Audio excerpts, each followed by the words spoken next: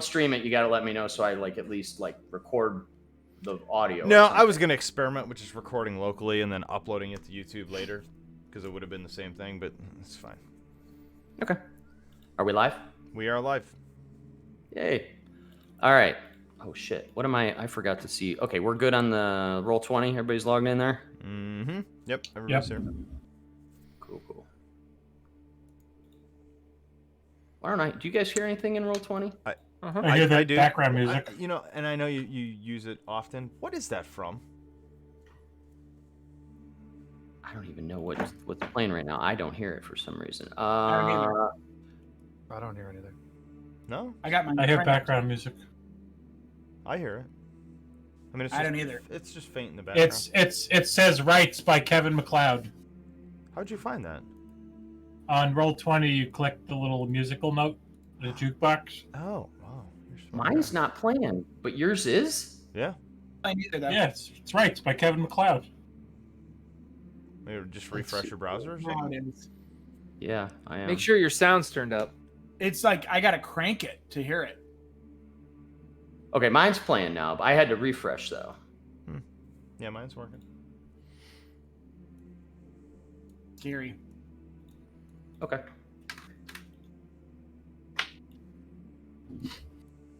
Kevin MacLeod's evil. All right, here we go. Okay, I'm gonna stop fucking around here. So, all right. This is our session 33 recap, which was about a month ago. So I apologize for all the reschedules. That was my fault. But me too. Yeah, no, it's summer and crazy stuff and all kinds of shit going on. So I think hopefully we'll be good with the every other week. But this happens. No big deal. Yep. All right. So read the recap. As the strange plant creatures continued to press toward the open loading dock of the winery, the party managed to hold their ground with a well-placed blockade and strong tactics. The seemingly mindless, crazed needle blights threw themselves at the group while everyone pulled together and focused their attacks on the encroaching mob. Ragnar started by expertly swinging his magical sword, taking out a few with ease. He paused for a moment, summoning some untapped endurance, giving him a second wind to finish out the fight. His very wounds and aching bones appeared to heal right in front of their eyes. Next, Deckard jumped up onto the back of the wagon and easily picked off a few more with his hand crossbow, moving with blinding speed, his hands almost a blur as he reloaded and launched more bolts, all meeting their mark and dispatching several more plant monsters. A few of them lunged at Ragnar, but his expertise with a shield deflected their attack. Thoradin, not wanting to be outdone by the Elder Dwarf, drew Talon and killed one easily himself. Now, incensed by the thrill of battle, which was now leaning in their favor, he picked up a wooden leg from one of the dead blights and smashed it into another one, wedging it firmly into its head as it flailed around. Thoradin, a little freaked out by this, tried to grab the creature, but it dipped and dodged at exactly the right moment. Another blight swung at Thoradin as several others shot out a barrage of thorns simultaneously. Several of them stuck into Thoradin as the paladin winced in pain from sharp needles that pierced through his defenses. Alaric was up next. Swinging his greatsword in a wide arc, he took out a few more, walking and swinging, barely slowing down as the smaller creatures literally disintegrated in front of the massive half-orc marching through their line. Spargle, still surrounded by several other mirror versions of himself, and thrilled at the opportunity to burn highly flammable evil things, spread his hands out, which was mirrored by his three other copies. The field suddenly erupted into a shower of flames fanning out in all directions. Several more needle blights quickly turned to ash. Ragnar, spitting and screaming at some of the remaining blights, split one straight down the middle from top to bottom, adding to the mulch pile. He stepped on the head of the blight, crunching it like an old wooden egg. The tide had definitely turned in this battle, and our 5 adventurers seemed to be enjoying the moment. Deckard, feeling the rush, tossed current weapons to the side, parted his jacket, and drew out an even larger crossbow, and with 2 loud thuds, took out a few more. Thoradin, happy that the group was pulling together and followed his lead into battle, exclaimed, "Ah, so you guys do love me." And with that, he drew upon divine blessings to lay hands on his own wounds, the thorns and cuts healing completely in mere seconds. He grasped Talon and his shield, now ready to face down the few remaining blights. A few more clawed at Alaric, Most were slipping and barely able to reach him. One managed to pierce into a lark, but his thick skin and solid build seemed to resist most of the damage. Perhaps mildly irritated by this, he cut a couple more in half as Spargle felled 2 more with firebolts. The few needle blights that remained were quickly cut down by Ragnar and Deckard. The last one stumbled towards Thoradin as the dwarf ripped a long board from a nearby fence and chucked it like a javelin, smashing right into the plant's chest. Oh my god. Not quite killing it. But turning around and shouting in triumph, Thoradin failed to notice that he didn't kill the creature. To not spoil the mood, Deckard subtly and deftly flicked a dagger at it, finishing it off while Thoradin continued to celebrate his final blow with the group. The fields outside of the winery, I love that how that all played out. I don't know. Yeah, that was good. The fields outside of the winery finally stopped moving as all the plant creatures and their strange human escort were dead. Deckard picked up his arsenal, which he had left scattered around the battlefield. The group then checked the crazed human woman for anything useful. Finding nothing valuable, Thoradin suggested a proper burial. And as they were deliberating that option, Spargle noted, she wasn't a very nice lady, and instead cremated her right on the spot. They moved further into the winery, where they had heard some scrambling around earlier.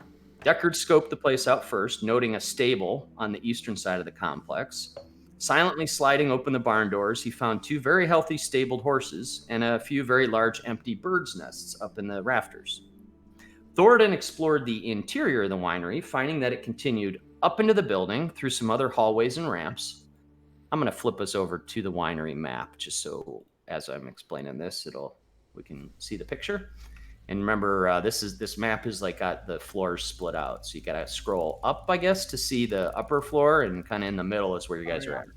Okay. The ramps seemed to be where wine barrels were rolled down to the dock area. He also noted a large room with massive wood casks. That's off to the west there a little bit. They decided to stick together and climb upwards to the top floor by way of the ramp. This led to the top of the loading dock, where another crazed druid, this one a male, dangled from a large winch. He was waving a gnarled staff made of deep black wood. And I have a picture of that I don't think I showed last time. Yeah. Oh, wow. Does D&D Beyond have a dark mode? Really quick, sorry. The website? I think Chrome does, doesn't it? Chrome Yeah, no, I just does. have Chrome Okay. in dark mode now. Okay, cool. Oh, but That's then all. you have to do it for all browsers, so it kind of makes Roll20 a little goofy, right? Or does it work okay? No, it's different now. Oh, okay. I think. Sorry. Continue. I'm sorry. Deckard tried to speak to the wild man, who was hanging from a rope with one hand and brandishing the staff with the other. In broken, angry common, the man responded aggressively with, "You will die just like the ravens." And Deckard replied with a standard-issue whip across the face and a few crossbow bolts. Ragnar followed up by charging up the stairs and wielding Shatterspike. He slashed at the druid, but surprisingly, while the sword easily passed through his tattered robes, it met resistance. It felt like his skin was made out of solid wood. At that, the druid quickly shimmied down the rope of the winch, down to the back of the wagon, and was making a move to flee from the loading dock. However, the wagon, the group had sort of wedged the wagon in the doorway, so he wasn't able to slip through that easily. He then began chanting something in his strange language as his legs started to shimmer and look like they were kind of vibrating or hard to focus on. And Thoradin wasn't having any of that, and he snatched a rusty nail, plucked it right out of a board, and invoking the power of his deity, he pointed the nail from the rafters above, and the strange man immediately just froze and fell over, completely motionless. Ragnar led others back down into the garage area as they surrounded the now incapacitated druid. Deckard stopped for a moment as his hands burst into flames while he grabbed some rope and tied the man up. His hands moving extra fast now as a very tight, expertly knotted rope now held the man very secure. Spargle started frisking him, finding nothing of value other than the black staff, which clearly seemed to emanate a magical aura. The gnome then spent a minute casting a ritual spell to learn about the properties of this strange black branch of wood. As Spargle was lost in concentration, Deckard noted that the horses he observed earlier were starting to stir. So he ran down to the stables and he saw the horses were sort of scrambling around, seemingly trying to escape from an invisible force. The group suggested that the staff might be evil and they should destroy it. But Spargle gave pause, seemingly interested in the artifact, and Ragnar asked Spargle if it was perhaps his precious to him. Spargle referred to it as the Gulthius staff. He said it was made from a rare tree and that if you use it, it could cause trouble. However, he added that if we hold on to it, the blights might not attack them. And at that, and I didn't mention this last time, but at that, the hold person spell that was keeping the druid frozen had just worn off. That's where we're at. And I will publish that and share the link on Slack.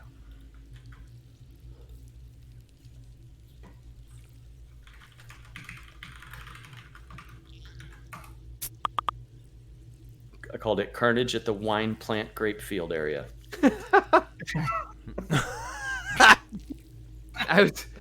Wine. I love it.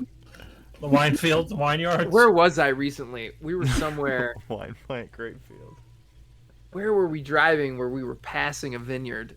And I was like, I almost snapped a photo and said, "Hey, what are these wine vines? You guys ever seen wine vines?" That there's a grape field. Oh, that's hilarious. Wine plant grape field. All right, so we're not in like initiative order. The druid is alive and well, although he's completely tied up and he cannot get out of it at all. He's struggling. You guys have him surrounded, and he's like kind of almost foaming at the mouth and spitting. And as he's kind of just yelling and screaming around, when his eyes make contact with Spargle, or when his eyes go to Spargle holding the staff and he sees that, he almost seems to ratchet up his frenzy. Like he is just almost like seizuring at this point. Huh. Can we calm him down somehow? Calm down, sir. Am I? Sir, this is the Wendy's. This is Sir. the Wendy's. Sir, this is the Wizard of Wines. Am I Sir? above or below? I thought everybody went down, but you tell me. Did you follow everybody down as that was going on? I don't really know. Yeah, probably. Lark got lost. I was He got lost in there. kind of tired and drunk last time, so That was my assumption, is that you guys were staying together. that's fine. So I'm assuming he's just like squirming in the ropes. Yep. And how's that rope look like it's holding up? That's a good question. Really well. Okay. It doesn't even seem to be like it's not coming loose. It was an extremely well tied up knot, and then the rope itself isn't like fraying or anything. He's just not. I mean, he looks like a pretty average built, maybe even slight built human. You know, maybe 150 pounds. Now was Is he he- running? Oops, sorry, go ahead, Matt. No, I'm sorry. I was gonna ask. He speaks common, right? Like he's not like a fucking invalid, right? He I mean. told one of you guys who asked him about something, and he said you're gonna die like the Ravens or something. Oh yeah, that's right. Okay, go ahead, Will. Now I was don't think we're gonna get a lot out of him. he running? He was running away from us, right, Dan? Yeah, when you guys went up the ramp and he was like kind of hanging there, and then you guys came in one at a time, and as you, Deckard, started like shooting him with bolts and stuff, and then Ragnar came in and swung a sword at him and hit him. Then he's like, yeah, I'm peacing out. And then he just, went right down the rope. And before Thoradin like cast his hold person spell on him, he was like scrambling to get through that wagon and out the front part. Got it. So he would like from what we can tell, he was trying to escape. Yeah, it definitely seemed like he was trying to escape. Can we waterboard him? Grabbing this guy by the shoulders, and trying to get something out of him. Maybe the hair fork. So you're like lifting him up, and what are you gonna ask him? Well, I was saying, who wants to do that? Oh, Sounds like you're volunteering.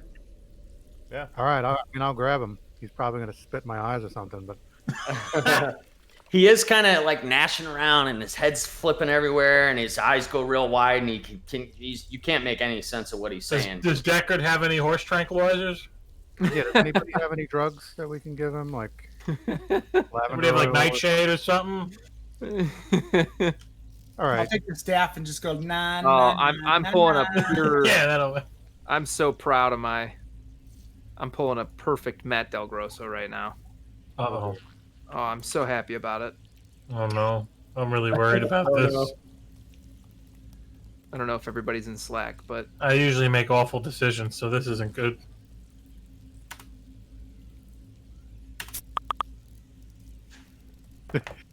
Oh yes, perfect. Awesome. Yeah. what kind of gun Well is this? played. You're crazy. That's Um, tranquilizer gun. Any of these little fuckers. So, try to freak all out right. on Well, the he's kids, squirming around, and so he I does can take them speak like down. broken common. It seems. Get that right. Yeah. Hey, Yep. hey. You heard him say some things in Fine, I'll common. Okay. Oh. You want to tell us where you were going or what? What are you doing here? Yes. That's awesome. That's what Deckard says to him. Yeah. He stops flailing around for a split second, and he looks at you and he says, my friends will be here. They'll take back the staff. You're all in trouble. Let me go. Let me go now. Maybe you can leave. Give me my staff. Let me go, and you can leave. Where are you headed if we let you go? And Thornton in game is making all of those faces. Oh yeah, that's I'm absolutely That's the point. doing that. Yeah, Yeah. that's.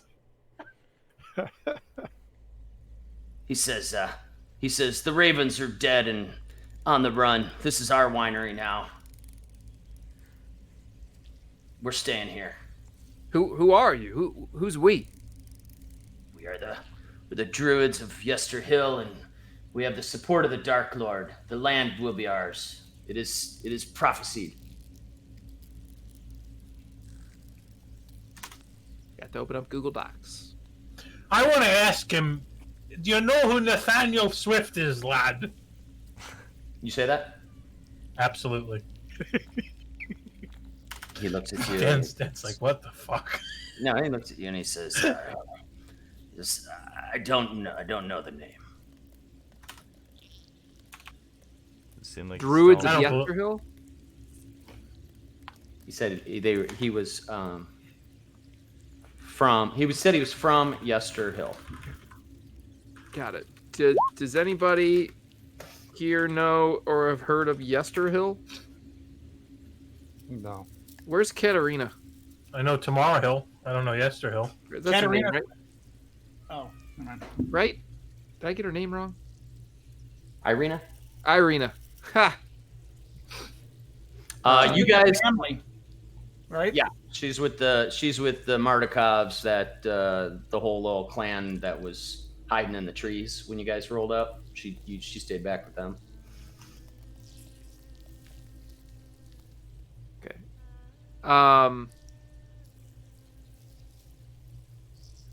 Well, how long until your friends get here? We're happy to wait. He starts he starts snickering. He goes, oh, "They're already here." Okay. Here's what I'm doing while he's doing that. I start kind of poking a hole into the ground with the staff. You know what I mean? So I'm getting it like wedged into the ground. Yeah, like a guns post. And I step a couple feet away. And I'm about to do basically light to sing a flame. And I'm like, if you have any interest in keeping this staff in one piece, you better tell us everything that we want to know. All right, let me do a couple things here. What are you doing with your hands? I'm getting ready to cast Firebolt on this. Okay, wooden so staff. you actually have your hands in a sort of spell I'm ready casting. to cast, and I'm looking at him.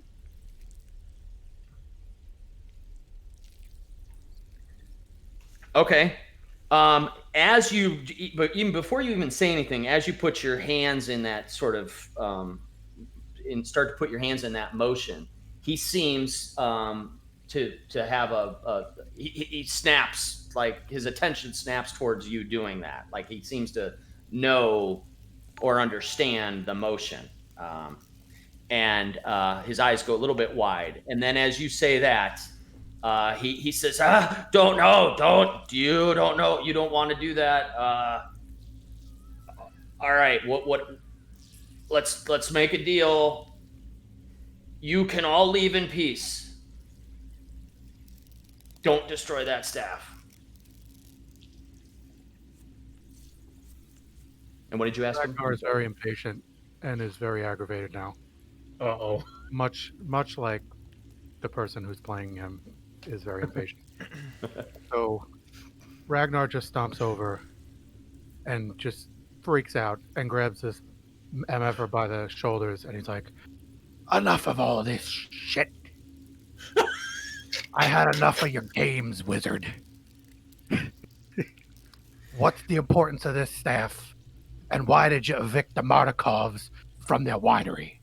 Because me and me friend Dwarf over here want to get drunk, and there's no Red Dragon Crush to be found. So start answering some questions." And I just shake him like a baby. Like, I just shake him like really angrily. And I just like grab him in the shoulders and like really, really put some strength into that. And like his shoulder turns purple. And I'm just like staring at him, and like I got my teeth out and stuff, and he doesn't know if I'm gonna like bite his nose or something. That's kind of like the situation. Like, I might like headbutt him, I might bite his nose off. All right, I guess that I was fucked up.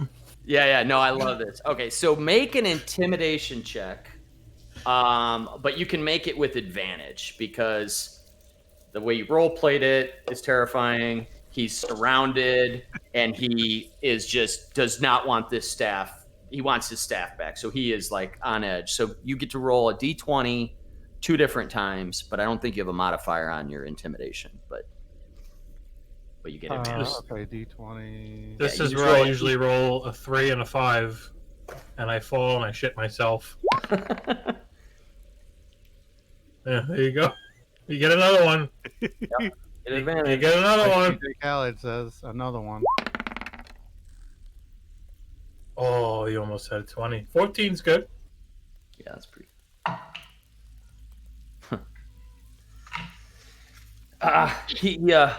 And he looks as you grab him. It almost like he starts to look really like concerned for his own safety now, and his attention for a moment shifts away from the staff as he's sort of just looking at you like wide-eyed. He clearly, being sort of tied up and everything, he can't do anything. And he says, the staff is it's important to my people. How about you give us the staff and we'll leave the winery. Important to all the people that were just trying to kill us? Is that what you mean? Well, Including yourself? you're not welcome here. This winery belongs to us. No, it doesn't, lad. You're tied up and we have your staff. You've been evicted.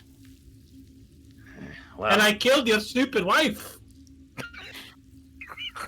yeah, he And has a moment. I burned the bitch. I look at him and I give him a look like, yeah, he did do that. He did fucking burn the bitch. So he looks like he's trying to think for a moment, and he gives this like pause, and his face softens a little bit, and then he just starts screaming as loud as you think he can. He's like, God, and you don't hear you can't understand what he's screaming, but it's in that druidic sort of language that the woman was yelling. It sounds Yeah. like more tribal, sort of native type of like a Racky. With yeah, the- like Dothraki. I was thinking of like a more of a Amazonian tribal kind of thing that you'd hear, You Yeah. All A little bit of that. Yeah. Yep. right, I've had But enough. he's Sorry. he's now screaming now, and All right, so I walk up to the staff and I pick it up. And you're gonna do that yell in instant replay? And let's do that in instant replay.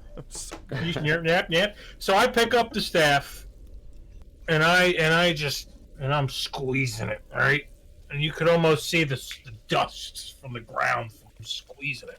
You're And I'm gonna mine, grab his kid. face so that he has to look right at You're like, Jordan "Watch while this." he's doing it. Well, you want to be careful because I'm going to hit him in the face with it. So No, you no, I don't can want to. hold it by the back of the neck like a cat and make him So watch. so like Sammy Sosa, I just wind up and I just fucking whack him across the face with this thing. All This right. is gonna be bad. Yep. Go ahead. Roll an attack. Attack with You didn't advantage. miss a beat. Yep. Yep. This is gonna be so bad. You get to attack with advantage because he's bound up and being held. His face is being held in position for you to hit it. It's gonna be pretty hard to miss. Yeah, so you hit. Roll your roll. It's It's just like melee damage, right? Because he's grabbing. well, I'm Tavern Brawler though. yeah. No, I mean he's swinging with a staff, but he doesn't have he's not attuned to it, so he's not using it like it's supposed to be used, and but he's also not proficient. So So just a D4 plus 3? a D6. D6. Yep, plus Okay, your okay. strength. Plus your strength modifier. Okay.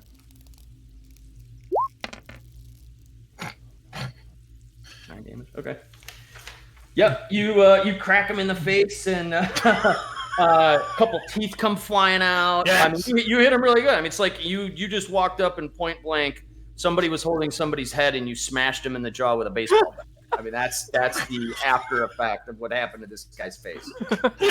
The screaming does stop abruptly with that. There's just like a blood, and there's just teeth and blood and spit coming out, and he opens half an eye, and as his vision kind of refocuses, and he looks right at you, and he spits another tooth out, and just starts the best he can, continuing to yell in that druidic language and more. And it sounds like, without knowing what he's saying, it sounds like he's crying for help or people. So or, I bend down and I pick up his teeth. There's 3 of them, right?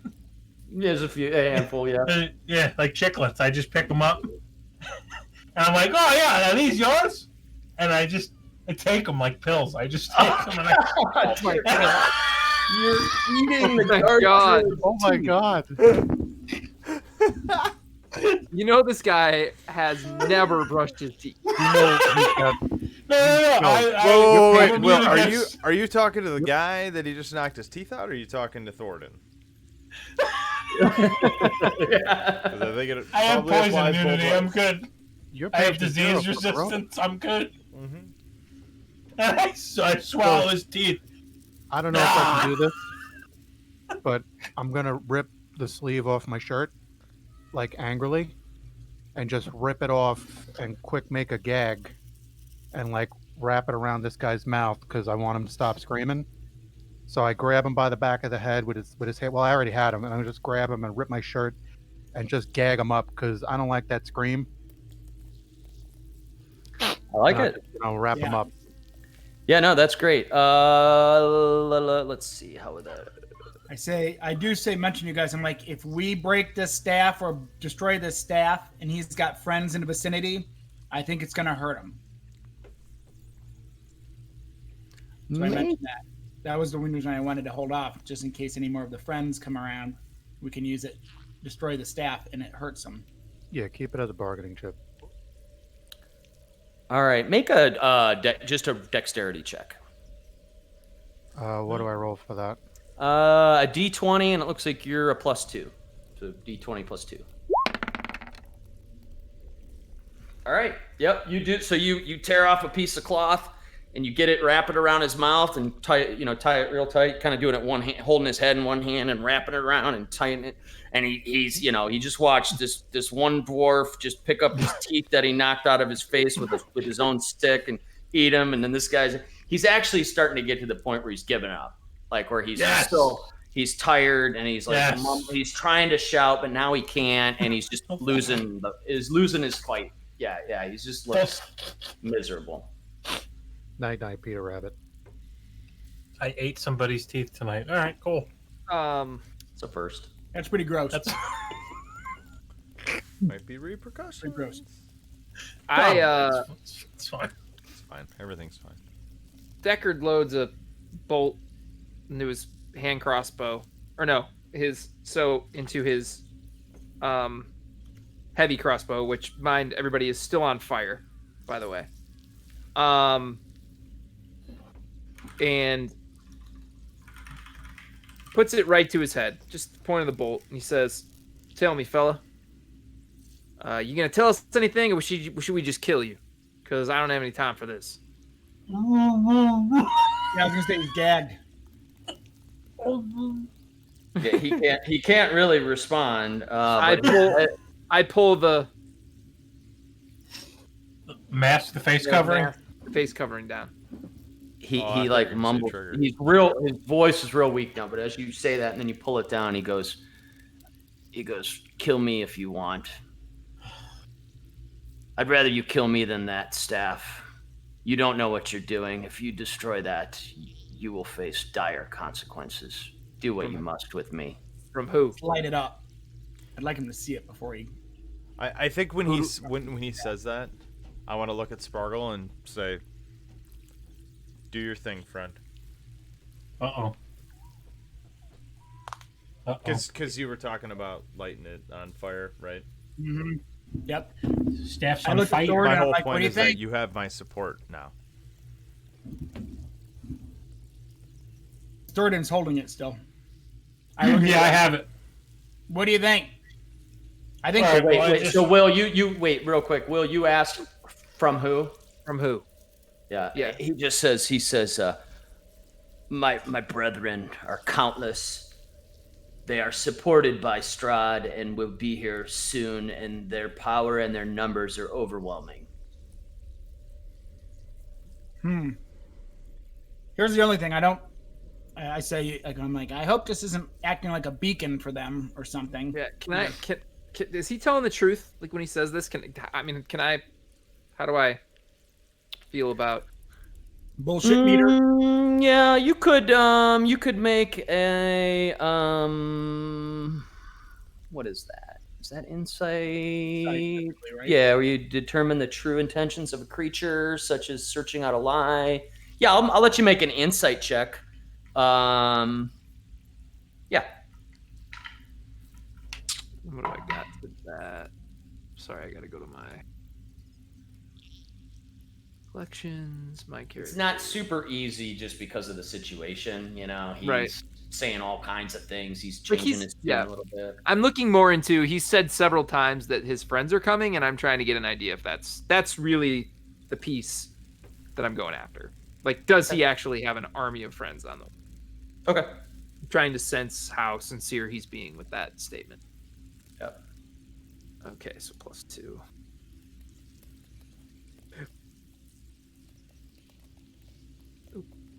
Ooh.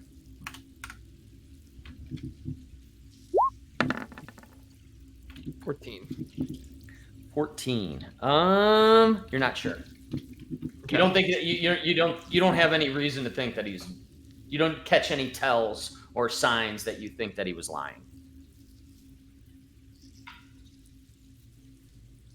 All right, I'm gonna pick him up, and I'm gonna like hoist him into the back of that wagon Okay. while he's still tied up, and I'm gonna recover his mouth, and then I'm gonna drag the rest of the party, a couple of feet away, kind of like huddle up, and I'll just say this. All right, it's either a beacon, and it's gonna draw them here, and there's nothing we can do, or we keep it and it's a bargaining chip and maybe it can control more of those plant creatures if they do show up. So what do you guys think? I mean, this thing's really evil. I'm going to say that. I mean, it's really evil and it's obviously really important to them. So my only concern is I certainly don't want to end up back in their hands. But that was my first hesitation at destroying it right away, because in case it's something that, if we destroy it, anything within about 300 feet, that's like one of those plant creatures, or one of those evil things that attacked us, those plant-like things, they're going to wither and die. That's the only thing. But he said he made the comment that they're already here, which makes me wonder if us holding it right now is the only thing keeping them from attacking. But if we destroy it, maybe it'll hurt them too. I don't know, if it's more druids or if it's more the plant things, but I think the staff will impact the plant things if they're within a certain range. So do we want to destroy it? Should we destroy it? Should we bury it? I don't want No, to bury no. it. No, I certainly don't want it to get either out of our direct control if we're not destroying it. Can we I'm bring it to actually Mount Doom? inclined to destroy it at this point and then get our wine and get our ass out of here. But I'm open for other ideas. So wait, what do we actually know about it though? Could one of the smarter people here spend some time with it and learn some things about it? Sparkle did. Oh, you did already. Yeah. He actually cast an identify spell on it, a whole ritual thing that unless you guys, I'm not going to say whether Spargle's telling the truth or not, but Spargle has the ability to figure out pretty clearly what it is. Yeah, he did the Deckard Cain thing, right? For sure. Yeah, he identified the item. Absolutely. Yep. It's not going to be pleasant to be near it when we just from when we destroy it. It's not going to be pleasant, but not pleasant. Not pleasant being around it like Adam after eating a bowl of ice cream, or like not pleasant like it's actually gonna like murder us. Like I think it's gonna. I think the same. thing's gonna scream if we kill it. Basically. Oh boy. Okay. But I think All that right. scream is gonna kill any plant-like thing near us. But then will that bring other plant things, and then we won't have a way of warding them off? Possible, unless they're already Right. here. All right. Why don't we sweep the area? See if there's anything else. Leave the winery. What do you think happens if we let him go? I don't know. Maybe we should bring him. I don't know. Maybe we should maybe he's our bargaining chip to these druids too. Drag them. They don't give. Oh yeah, he's a prisoner now. He We're comes dragging them with through us. the rest of the winery. Yeah, no, he's coming with us. Yeah. I'll make a Well, police. I got an idea, fellas. What if we let him go and see where he goes? Do that too. Well, we got to get back though. We got to get back to the town. Well, it says he's working for Strahd, so who Oh, knows? so the what- Mardikovs are in the woods. It's like everybody in this whole land is working for Strahd. trying to kill the ravens. They might lead us to some ravens, and who knows where he's headed. I've got a way of tracking him. And when I say that, suddenly I turn around and I shoot my crossbow at him. Trying to shoot him. I've got a flaming crossbow Oh, in my hands, and I say, I got a way of tracking him. And when I say that, like, I literally, like, I don't know how we're like situated, but like I'm facing him, and like I aim my crossbow like right between two of you, and he's like sitting behind us on the wagon, and I shoot my heavy crossbow at him. Yep. I assumed he was just sort of like laying down, kind of like Ragnar had just like thrown him into the back of the wagon. He's just kind of like sprawled in the back of that thing. And so Before I do this, actually, I do want to ask how he looks. This guy on his last breath. Sack of taters.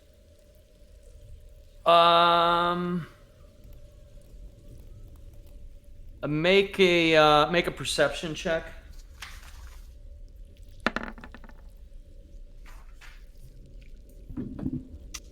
9.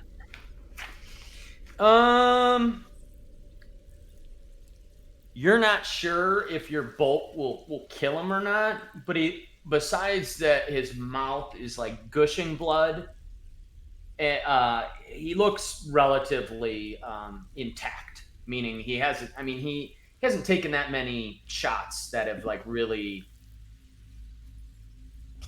done much physical damage to him other than that blow to the face. Shoot his ass. You shot him in the shoulder. He's got that thickness to his skin still, so he really resisted a lot of your early attacks. So can't say for sure whether you would kill him or not, but you think he's not on death's door. Okay.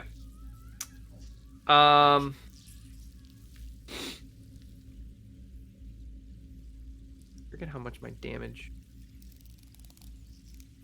Why don't you get him in the cheek? Right in the ass cheek. That's a good spot. Nice and meaty. That's what I want to do. Now, don't forget, we talked about this last time. There's a rule too, a sort of official rule that you can always sort of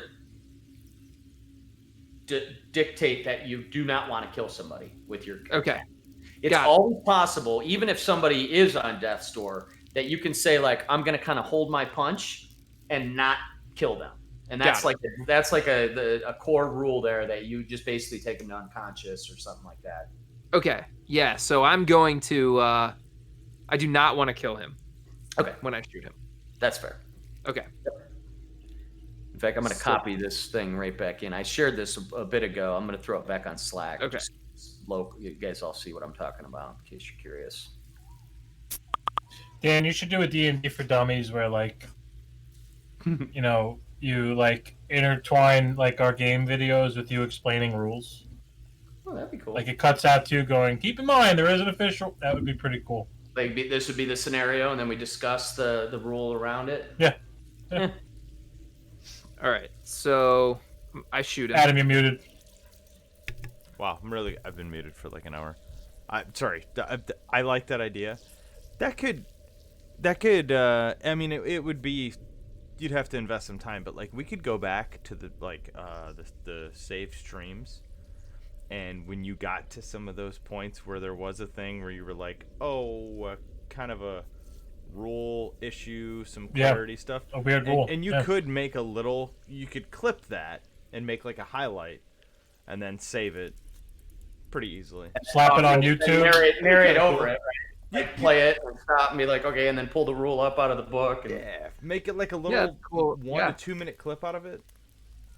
So when Blackwin got his skull smashed, he couldn't actually resurrect. But before that, he had 3 chances to get out, and he didn't. Something like that. Yep. All right. Let's hope I don't roll a 1. So 18. Oh, I'm sorry. You get to roll with advantage too, but. Oh, all right. Well, okay. For fun. So 18. Okay. Yeah. So you pull out your crossbow bolt. You kind of you're aiming. You're not aiming for his forehead. You want to stick it somewhere. Yeah, I'm aiming for like a shoulder or Yep. And the bolt goes straight through the shoulder. Actually sticks right now. It's like sticking through all the way clean through. Oh. And you hear it. You hear it thunk like it was going in through a board rather than it was going through someone's skin. Oh, kill me! Come on, kill me! Oh, and when I shoot him, okay, so my crossbow is flaming. The arrow that shoots him is also on fire, and when it hits him, should I roll damage, Dan? Yeah. Okay. So that's 4 plus, so 9 damage. Wait, no, what did I just roll? Did I just roll a D10? Is that a D10? Yep. Yeah. And then, so 10 damage. No, excuse me, 9 damage there. And then an extra 5 damage. Okay, and when the arrow hits him, the fire kind of flares a little bit. And then, like, in his shoulder, like where you see the arrow go in, you see, like, this brief, like, you see, like, a weird, almost like, cryptic like symbol kind of like sear out, like in Lord of the Rings when like the letters on the black speech on the ring like lighted, they put it over the flame and you can kind of but it flares real quick. It's almost like it burns onto it, so you see like that orange, like a cryptic symbol almost sear like into his shoulder and then dissipate. I love it. He also starts screaming in pain because it really fucking hurt. and he's really mad about all of this situation he's in right now. Even though he's writhing around in pain, his eyes continue to try to find that staff and look at where that staff is. More concerned than what any of you guys are doing, or even the fact that he just got impaled by a bolt. And then for the record, whoever was standing right in front of me, like I shot between your heads, like that arrow like went right through there. And Spargle and Thornton. And then I take my dagger, and you guys can stop me at any moment, but I take my dagger, I walk over, and I cut the rope. And I say, "Get on." Anybody doing anything else? No, I'm cool with it. Deckard being Deckard. He just has a total look of confusion. The bolt is still sticking through his arm, so he's kind of holding around that, and he gets up as the ropes fall down, and he's tripping.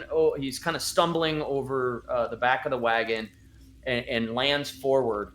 And he doesn't run for a split second. He just kind of looks around like this, almost like, is this a trick? He just doesn't understand. Who's got the black staff right now? I'm holding I it. think it's Matt. Yeah. You're holding it.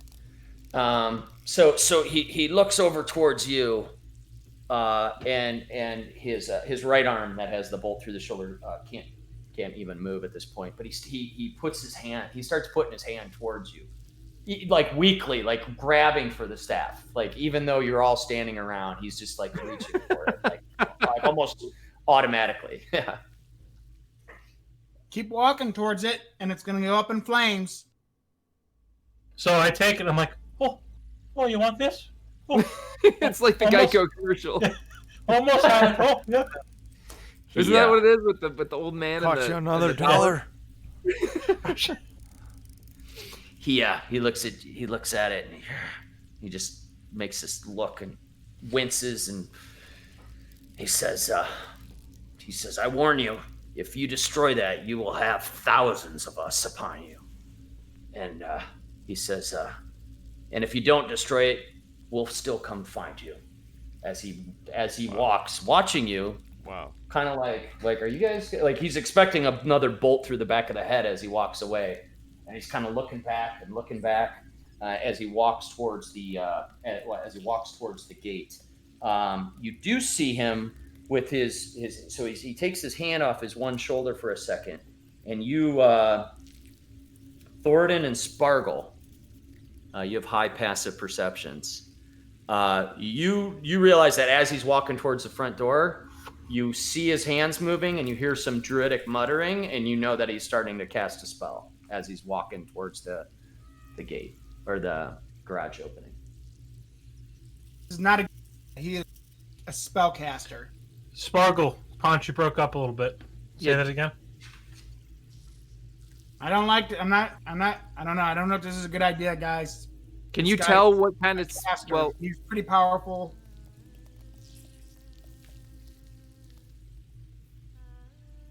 Well, this is Deckard's project. So. Yep. Well, Phyllis. Well, let me ask you this. Is he done casting the spell, Dan? No, I'm giving you like a split second for somebody to have a reaction, and then the spell will complete. I'm gonna trip him. I'm gonna stick my leg out, and I'm gonna sweep the leg. Are you too far? Is he too far? No, he's actually so Ragnar and Spargle are kind of right in the doorway. He's actually doing that as he's moving through them. So Ragnar, go ahead and make just a melee attack, which was just your a D20 plus your strength modifier. I'm gonna hold my move too, Dan, to see if he's successful. Okay. Oh. Yeah, you didn't hear him doing this necessarily, but you saw the reaction that Spargle and Thornton were, you noted that Spargle and Thornton were kind of suddenly like, oh, and so you go to sweep the leg, and you actually just kind of do it lazily, and he just steps Just right like over you. slap him on the thigh. Be like, get out of here, yeah, boy. It's like Mortal Kombat when they block your leg sweep with their arm up like this. Right. I cast Tasha's Hideous Laughter. Okay. All right. You want to talk us through that one? Kind of describe how. Basically, I just cast it. I mean, mind you, I'm still in a position ready to basically fry the staff. But, you know, when I see him start to do a mutter or whatever, I cast this thing, which basically it puts them in, they think everything is hilariously funny, and they will basically be incapacitated by and unable to stand up if it succeeds. So he'll need to do a wisdom saving throw. Okay. 16 DC. Okay. Cool. And so this is like verbal and so you're like muttering something and like wiggling your fingers at him. As he kind of steps over Ragnar's foot, Spargle starts doing that. And what did you say the save was? 16. So he steps up over Ragnar's sweeping leg, and then he turns around, and suddenly you guys see this crazy look on his face. He's just like suddenly like almost insanely happy, like for a weird split second, his face contorts into that, and he just starts laughing, which is so weird to all of you because he was just angry, spitting mad for every interaction, and now suddenly he's just like giddy, like he got like gas at the dentist, and he can't even stand up. He's rolling on the ground. He's laughing hysterically and just rolling around. He can't stand back up. And Spargle continues to kind of point his fingers towards the guy and concentrate on this. And he doesn't finish whatever spell he was casting. And he's now just laying there on the ground, wriggling back and forth. So I don't know what he was about to cast, guys, but it could have been summoning more friends. It could have been he's a druid, right? So I got a feeling that those hordes of things that attacked us were at the beck and call of him and his crazy girlfriend. I don't feel like doing that again. When can I kill him? I'd be happy with that right now. Can I do that? I mean, based on everything that's happening, like. When Alaric says that, can I just try to well, chop him in half while he's fucked up? I like gently place my hand on Alaric's his actual sword. As he's like getting ready to go kill this guy, I'm like, oh, hold on, big fella, hang on. I'm like, so going down. Just to fill everyone in on what I just did. I was trying to be all cinematic. Clearly, it just didn't work. I got to share what I'm doing with you guys. It's teamwork. My bad. I branded that. And I'm doing this. I'm saying this so that he can't hear us. Dan, like I don't know how far. Yeah, you're a good 10 feet. You're about. I mean, Alaric's 15 feet away, so you can say that. And he's also laughing so loud he can barely comprehend what's going on around him. Like I branded this guy so that I know what direction he's in at all times, no matter how far he goes.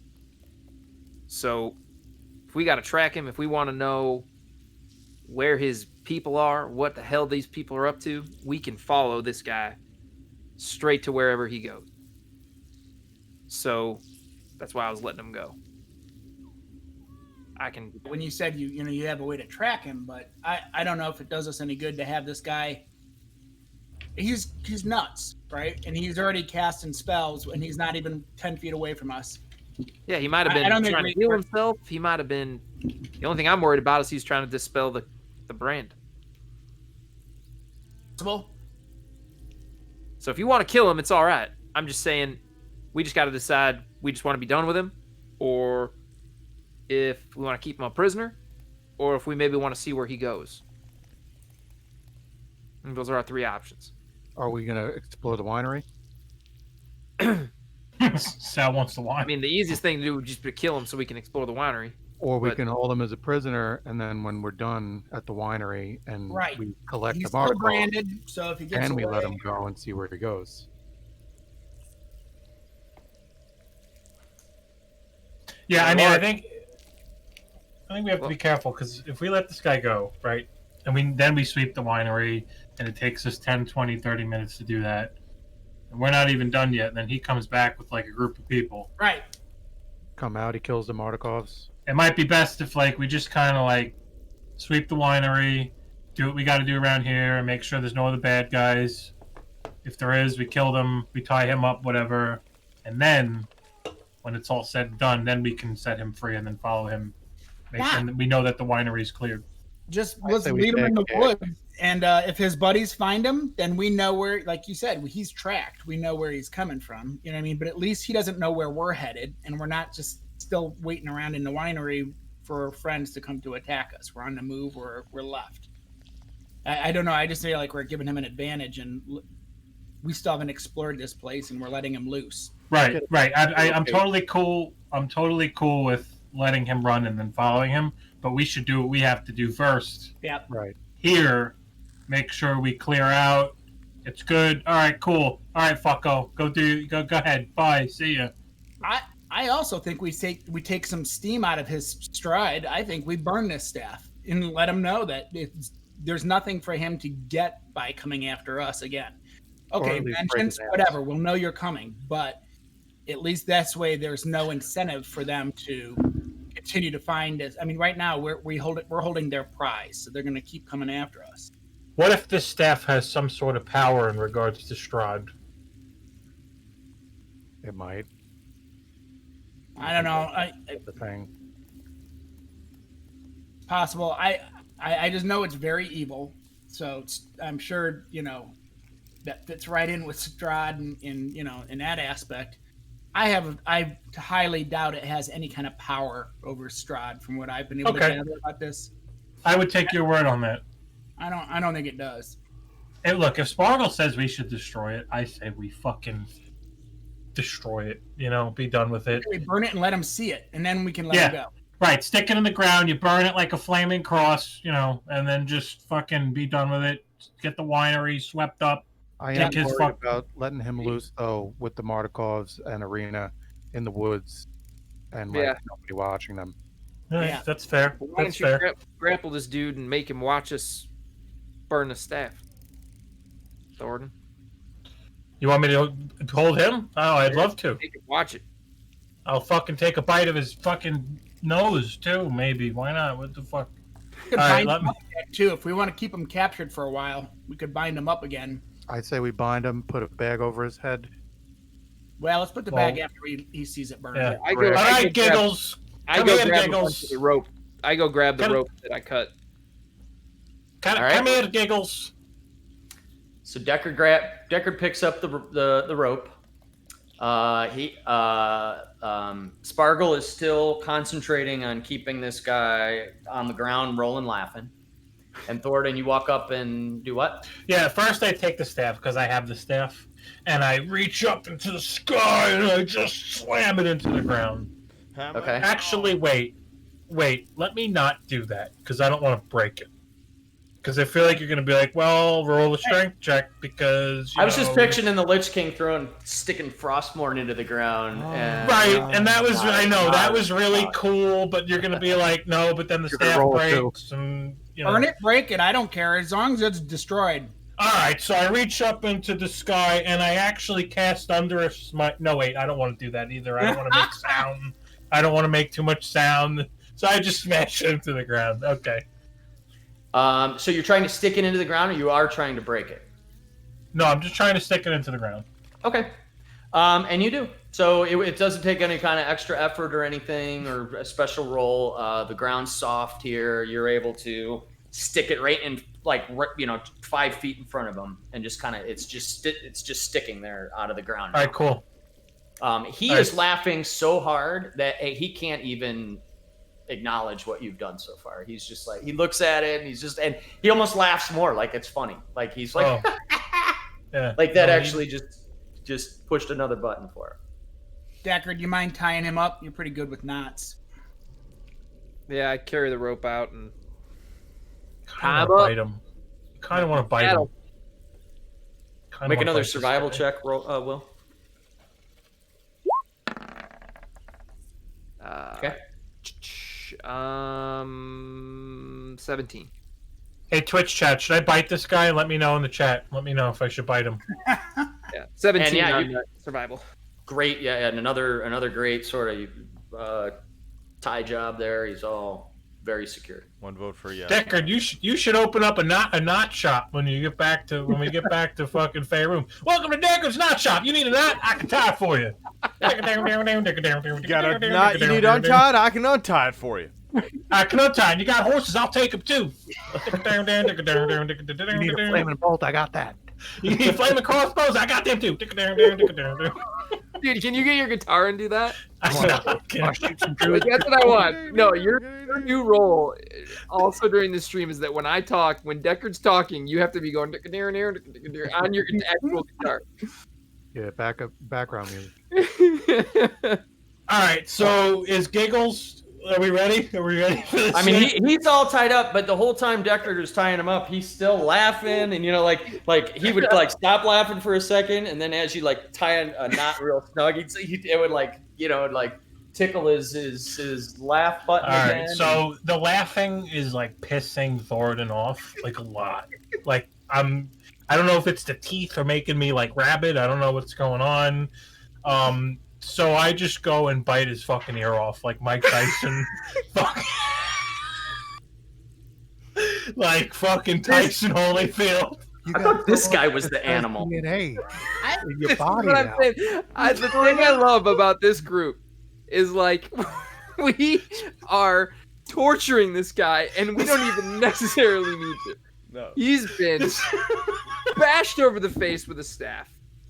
Wait, no, time out. He's been tied up, held down, bashed in the face with a staff, hoisted onto the cart, shot in the shoulder with a flaming arrow, released and told to go home, thinking he's free.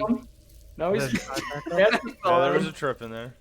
Then made to laugh his ass off, then tied back up, Wait, and then had his ear bit. did you not mention the part about somebody eating his teeth? Not to mention that. Probably the most morbid part about any of that is the fact that one of his attackers ate his teeth. Multiple teeth. Like I'm viewing this if it were a movie scene. Like you'd be watching this movie like You know what? It's almost like we're a group from Deliverance and we're just abusing this guy. We're bad. Yeah. Is it Mr. No, it's like Mr. Pink. Is that Mr. Pink? In the Suddenly, whole Reservoir Strahd Dogs leaves thing? his own realm because he's afraid of the evil people that have like. Strahd's like these He's guys like, are I'd like to fucked go up. to Like, I gotta get out of here. Everybody's nicer. These fuckers Don't they are actually evil. do that in Reservoir Dogs? Doesn't he cut off his ear and everything Yeah, too? it's Mr. Pink. oh my god. Okay, so Thoradin, because he's bound up and completely, you don't have to make an attack roll at all. But roll a D4 for me. This is gonna just tell me how completely you tear his ear off. Oh it's my no God. trouble to get Four, no baby. trouble to get your teeth around. Do I have any sort of modifier? Nope, no, it's straight up D4. Four. Oh, that's Three. just as good. Okay, yeah. So you get your mouth around the top of his ear, and you kind of you figure out the right direction to go to get the most sort of material Leverage.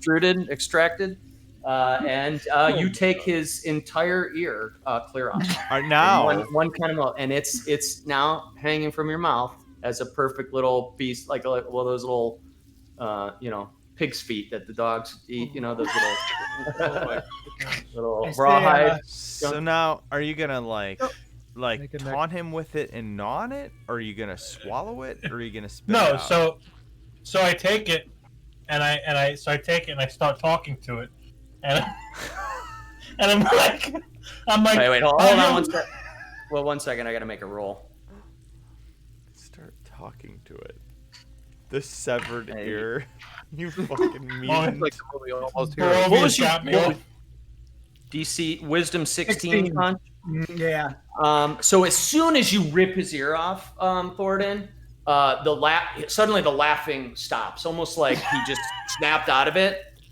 He's not laughing anymore. He goes from like flip of a switch from hysterical laughter to suddenly he snaps out of it, and now he just looks. His eyes are almost closed. He just looks so beat down and defeated. The fight's out of him. He He can't lift his head. He's just kind of like trying to like cover the side of his head that you just ripped his ear off with his shoulder, almost like to protect it. But he just looks just defeated. So now that he's got a moment of sobriety, I'll cast Firebolt on the staff. And I'm watching it to make sure until I hear what I think is it burning. I'll keep casting the cantrip on it. You know what I mean? Until I know it's destroyed. Yep. Not so funny when you lose your ear, is it, lad? Not so funny. Can you hear me now? Can you hear me now? Are you getting a little echo from it, like you found a seashell down on the beach? Oh, I'm not listening. I'm talking into it. Hey, they also did that in Reservoir Dogs too. He's like, "Hey, can you hear me?" All right, so Spargle, can you roll damage? Yeah. This is derailed. This isn't Tommy Boy when he sets the fucking toy car on fire. 8 damage. 8 damage, but it's gonna like if it's as long as it can ignite, you know what I mean. It'll burn too. Yep. So you hit it once, and the whole thing goes up into flames. The smaller little twiggy like particles on the end start to catch. It looks like a black pole with a torch on top of it almost as the flames start to go around it. Even though this druid looks just completely, almost nearly unconscious, the little bit of his eyes that are still open are just watching that flame, and you just see more just life drain out of him as it goes. You're gonna have to hit it one more time. Okay. Roll your damage again. Sure, that'll do it. So, and on this second burst of flames, it now starts to splinter and ash and turn into like cinders as the staff itself now just crumbles into burning embers as it just goes to the ground. And so you know the thing. Then you guys hear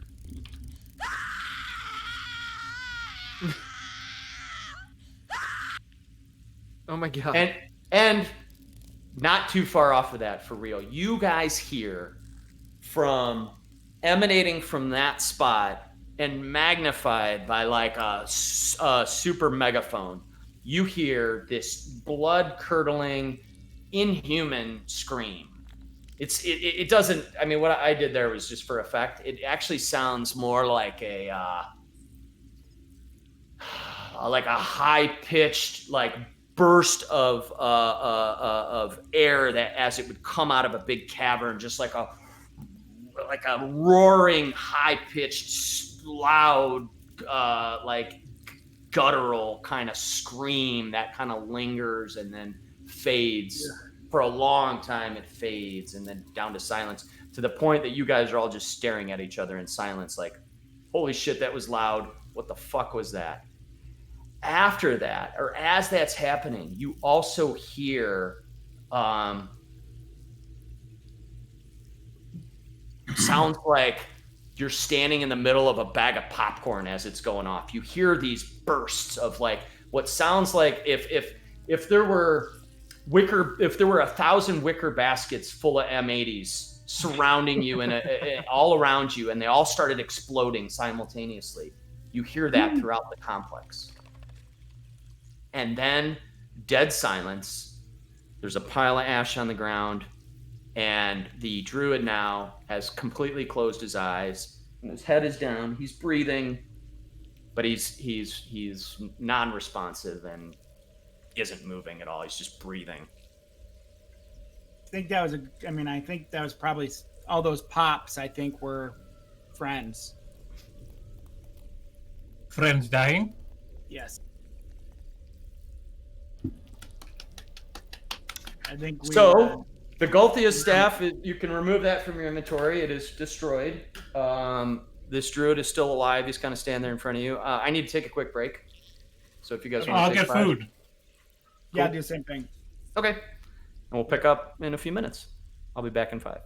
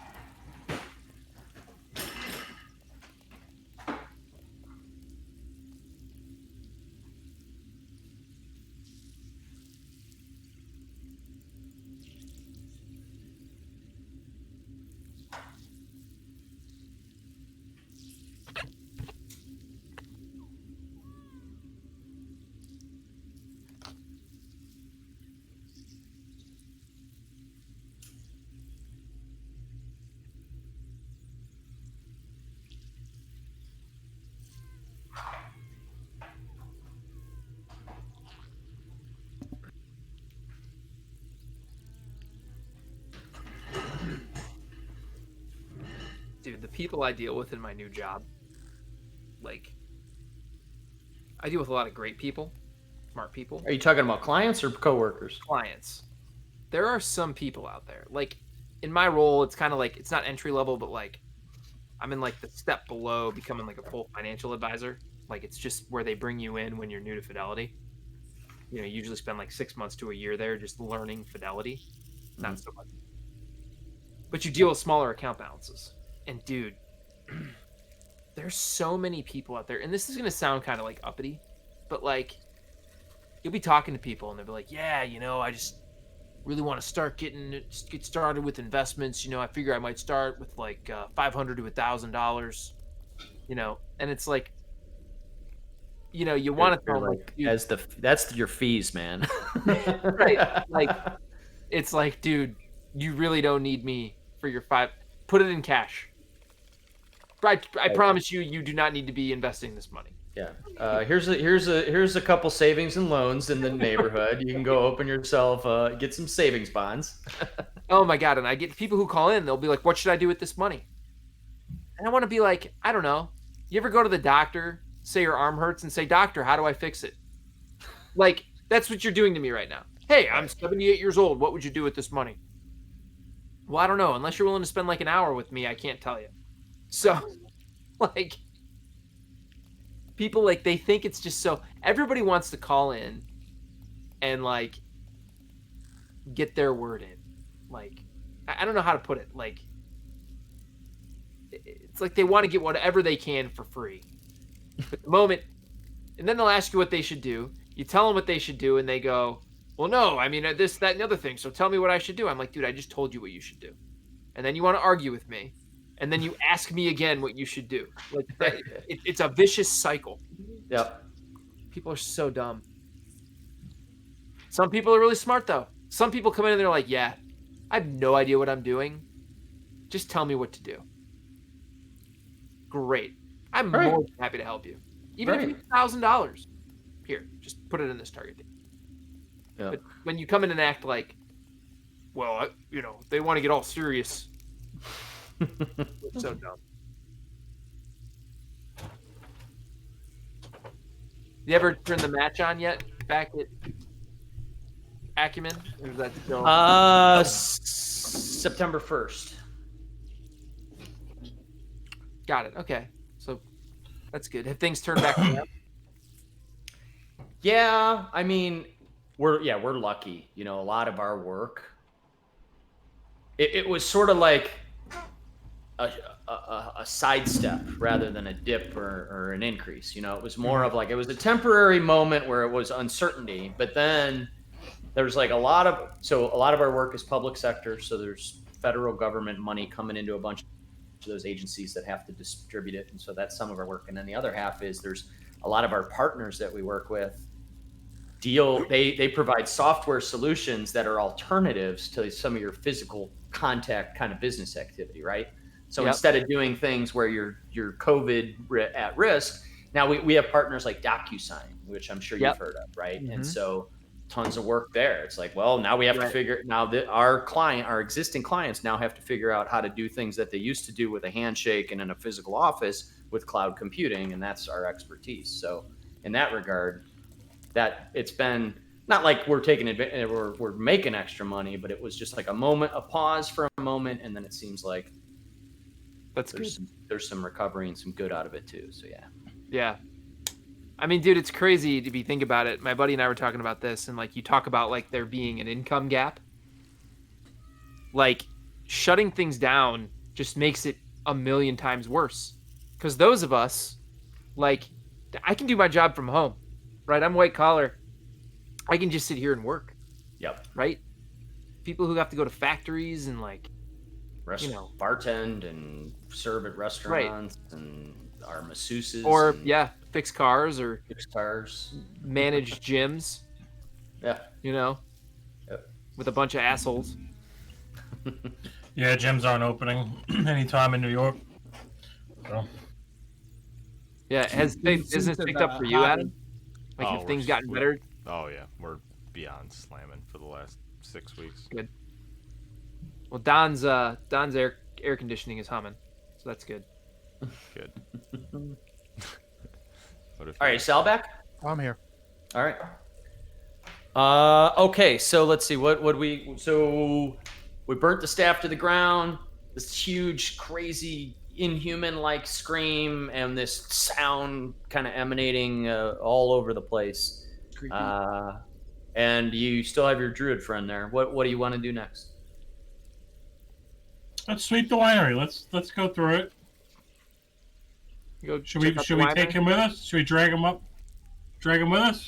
Let him go? Just What the tie fuck? that bitch up and leave him there. Like, how did he react to the thing blowing up? Is he like just completely He's defeated? Completely defeated now. His Yep. eyes are his head just is hung low. He's just kind of looking down at the ground now. He's not looking at anybody or fighting or struggling. He's just sitting there. We're in that loading dock, right? Yeah, right outside of the loading dock. He was starting to take a couple steps out when he fell to the ground, and then All you right, guys just kind of. I'm gonna hoist him up and just drag him back inside the loading dock, and just drag him all the way to the furthest corner away from the opening. Okay. And I'm gonna just and I won't do it angrily. I'm gonna just prop him gently in the corner, and like sit him there like a little baby who's in timeout. All right, I'm gonna put him right there if that's where you were thinking. Hey Ragnar, maybe put that gag on him again in case he wants to scream or Yep. cast the spell. Yeah, fucking gag him, tie him up, We'll re-gag him up. That's it. everything. No. Like it's a Comfortably. it's an not S&M gonna movie. hurt Just now, it's fucking already- get him everything. He's Yeah. missing it here, Put a So ball you gag do- in his mouth. descendingly. All right, so you got him propped up in the corner. He's still tied up. His mouth is tied up. He's missing teeth. He's missing an ear. I mean, put this on the guy. gimp mask. Oh God. Oh, you know what? You know what? I'm gonna be a nice guy. I'm gonna get some karma. I'm gonna give him a shot of water before I gag him. Can we waterboard him? You mean? No, we've You tortured mean him enough. waterboard? We tortured him enough. I'm gonna squirt a couple of drops of water from whatever canteen or Yeah, whatever. you have water skins that you carry, rations and water skins. Okay. I'll hold Yeah, his and head, he. I'll squirt him a little water. Yep. He like lets it kind of run down his throat and stuff, and you see him swallow a couple times. He doesn't really make eye contact, and his head just goes down again. All Is right. he hogtied? He's tied up. Yeah, Decker tied him up. Is he hogtied though? He's tied Yeah. really very securely, and his mouth is gagged now. All right. Okay. All right. I approve. Okay. I'm done with him. Let's sweep. All right. So which way do you guys want to head into the place? All right. We'll go underneath that walkway there. So if you remember, Thoradin, when you were scoping out, so you kind of scoped out a door over here that led into an area where you saw giant vats. You guys went up a ramp to get up to the top where this guy was, and it also went down. At the Gotta be top, down, too. and at the top of the ramp, there were some doors and stuff too that up by the top of the winch mechanism that you didn't go in. All right. Essentially, I want to get back to where the vats were. I think that's Okay. up top. Does one of us want to stay with this guy? Do we trust that he's gonna be, Ooh. I'll stay with him. All right, let the big guy stay. He could All right, scream so if there's any problems. You guys could kind of start moving yourselves around like slowly for me, if you don't mind. And Thoradin, yeah, you kind of leading the move through the place. Yep. Yeah, and then if you just move yourself, okay, so you're going that way. Alaric, you're gonna move yourself kind of right by the druid and just sit there, or you're standing in that Yep. area there. Okay. That works. Deckard, are you going? You're moving with the group. Yeah. Oh, Deckard's hanging out with the horses. No, Who did that? No, actually, yeah, Who that is did what that? I'm doing. I'm actually over here just like sleeping with this horse. just giving him a hand job. No. Oh. Yeah. Let's do that. All right. So, Oh, that's right. Oh, that's right. All right. See me. All right, so Thoradin, as you kind of push these doors open and you poke your head in, you see You had previously seen this large cask. Well, let me read what you see. So the rich smell of fermenting wine fills this large 2-story chamber, which is dominated by 4 enormous wood casks. I'm actually going to reveal the rest of this room, so now that you're actually physically in it, you can move yourselves into the room as the front part of the room if you guys want. A wooden staircase. Oh, each of the casks is 8 feet wide and 12 feet tall. A wooden staircase in the center of the room, which you can see there, climbs to a 10-foot high wooden balcony that clings the south wall. So that little dotted line and all those barrels up there are actually... There's a catwalk, a walkway, yeah. Exactly. Okay. Stacked against... which has 4 windows. So the wooden balcony has 4 windows set into at balcony level. Stacked against the wall underneath the balcony are old empty barrels with the Wizard of Wines burned into their sides. The balcony climbs another 5 feet as it continues along the west and east walls, ending at the doors leading to the winery's upper level. So the full there on the balcony, there's barrels up there too, right? I think some of them are underneath. I think some of them are underneath the balcony. Okay. I misspoke. They're at ground level. The balcony climbs another 5 feet as it continues along the west and east walls, ending at the doors leading to the winery's upper level. Underneath these side balconies are several doors, so you kind of see all the doors around here, right? Yep. I'm sure you see that there's a door here, which is open, a door here, which is ajar. This one's closed. There's a wide double door over here that's closed. There's a double door here that's closed. And then the one you came in. And then there's a door right next to you, Thornton, at your on your sort of ground level too. You're standing in front of a door right now. Are the vats filled? So wait, are you climbing up to the balcony? Did you walk up to the balcony? I was very curious. Yes, I started making my way up there. I wanted to see if the vats were filled. Okay, hold on. Beneath the sloping roof stretch thick rafters. And now up in the rafters, you see scores of ravens in this room. Okay, can I edit undo? Sure. And they're watching you. I wave. Hello, birds. I love ravens. Go, go, go! Ah! And as you kind of interact with them, they look at you, and then they all, with the craziest thing you've ever seen a whole bunch of birds do, they all kind of hop over towards the western side of the room and are all circling around the upper balcony, kind of all pointed towards here, this area over here. Oh boy. And they're just kind of looking over there, and they're like hopping around, and a couple of them are moving their wings and stuff. Honestly, and then, I blame Blackwin because he killed the fucking raven. You want my honest opinion? That's what I say. Okay. And as as they're kind of looking over there, the balcony creaks and draws your eye to a wild-looking figure who's hunched over this westernmost cask. Okay. And she's pouring a flask of thick syrup into it. And she's wearing a gown made of animal skins and a headdress with goat horns, and her hair is long and unkempt. Oh my god. Another one of these crazy druid bitches. You guys also notice that around this cask that you're standing by, the easternmost one here, you see, which you didn't see before, Thornton, when you poked your head in, sticks and twigs and just mounds of what looks like plant material all around the cask. And you now notice, Thornton, there's a big split in the cask as well. That cask has a big vertical kind of just big V-shaped curve in it, carved into it.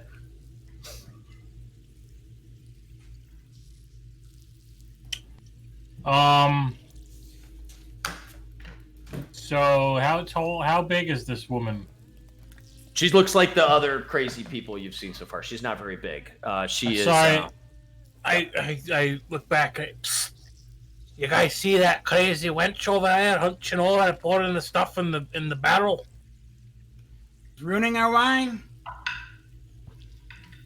So what do we want to do, lads? You want to take her? So, I don't think any of these people are rational. No, nothing a little dwarven Chatham can't fix, no? Gonna need to have a conversation. Does she notice us? Does she like? She has not noticed you yet. Alright, so I start creeping up. I put my hands behind my back. You know, like I'm just walking up. Like I'm observing. And then once I get past... Oh, go ahead, sorry. Are you trying to be quiet? Or are you letting yourself be known? I'm not like a bull in a china shop. I'm certainly quiet. I'm not trying to be quiet. I'm just very light on my feet right now. Okay. Are these 10-foot squares, Dan? They're 5. 5 foot? Yeah. Yeah, we should when we move back to this map. And right as I get 5. towards like the stairs, right past, I reach my hand out and I go, "Hello." Okay, at that, the crazed woman kind of throws the little flask that she has off to the side, and she looks up at you, and now she looks scared. She goes to turn. Yep, you do that, and she still was terrified. You caught your kid with their hand in the candy jar kind of look, right? And she turns to start to move.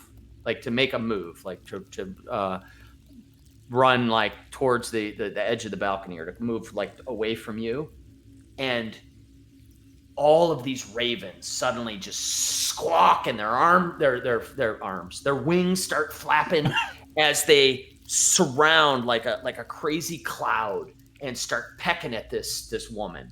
And she starts shrieking and you see like pieces of her clothing and stuff falling off.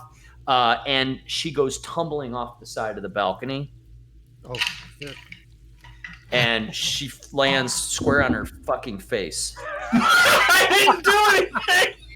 I rolled the max damage too. That was hilarious. Oh my god. She did it. Like, she doesn't. Her arms don't even break her fall. You hear the antler things that she has on her head kind of crack and break off, just snap off as her head kind of thuds. It's about 12, 15 feet up to that balcony.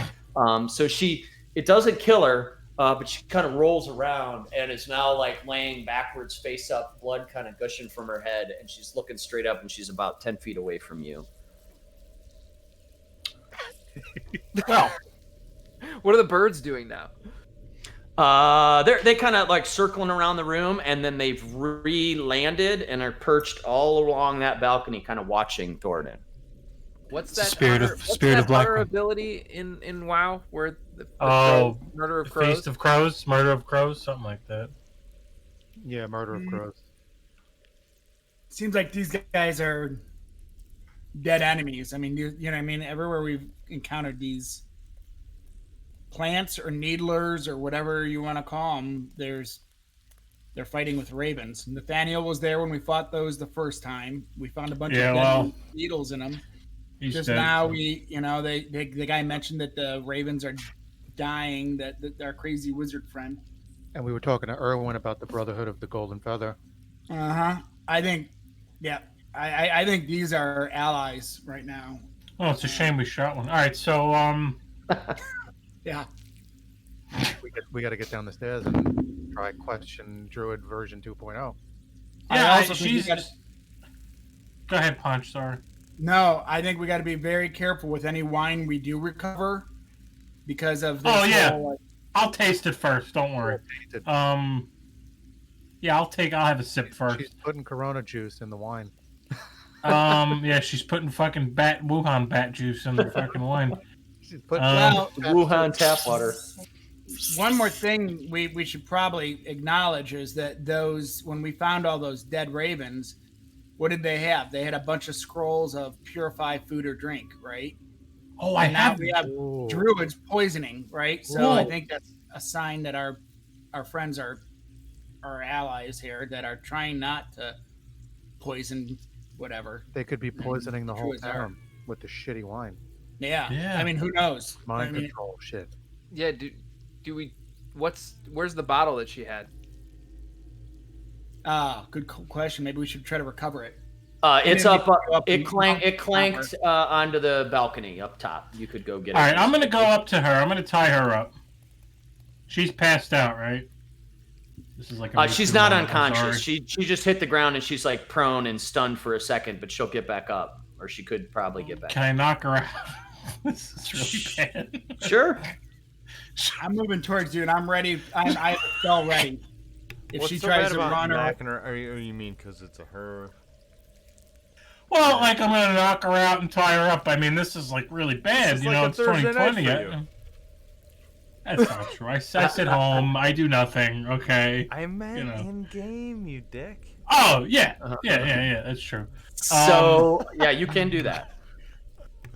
All right. So do I punch her? I don't know. I don't want to punch her. You That's give her weird. a backhand.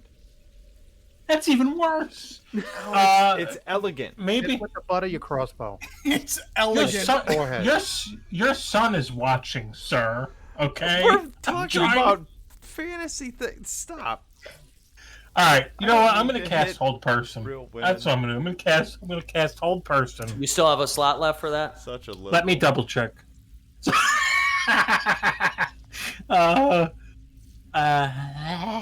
Yeah, I do.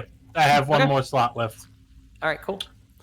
Um, She has to make a Wisdom 13 save. yeah. Natural 1.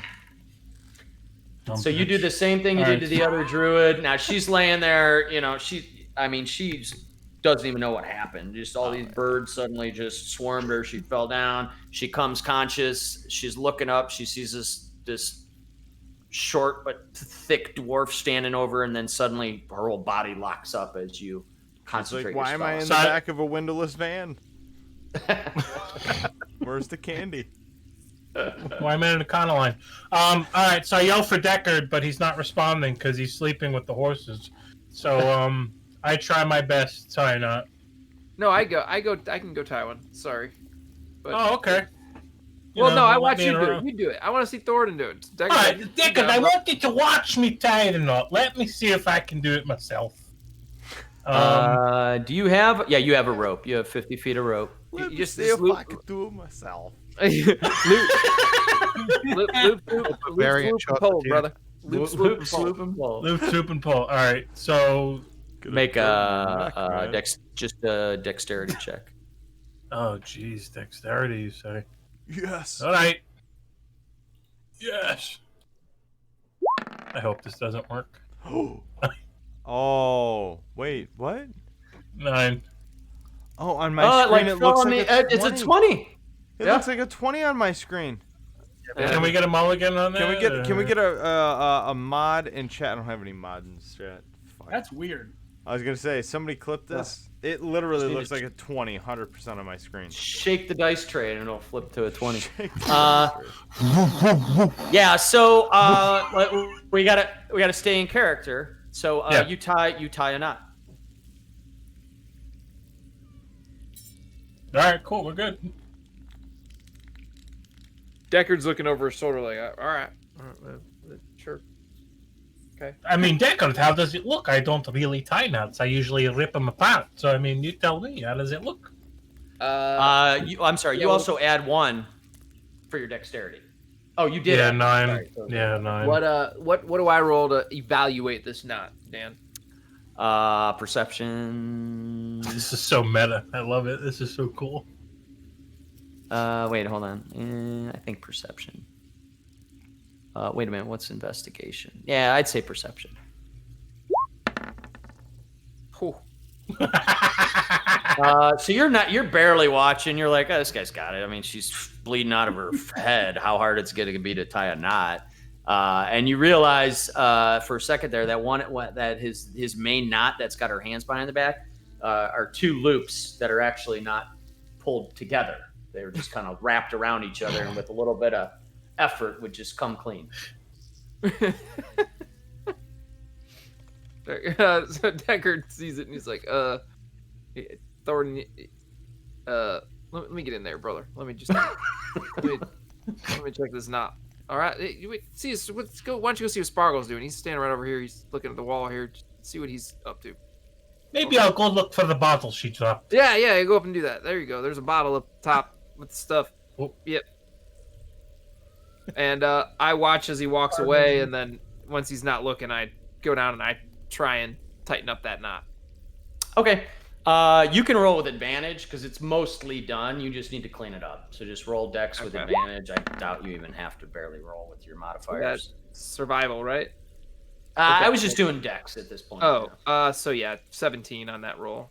Yep. Okay. So you see exactly where he missed, and you snug it up, and you're pretty confident she's tied up.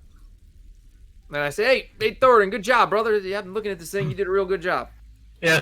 So I come down and I look at it and I go, yeah, we Holtmenders, we're known for a very strong knots.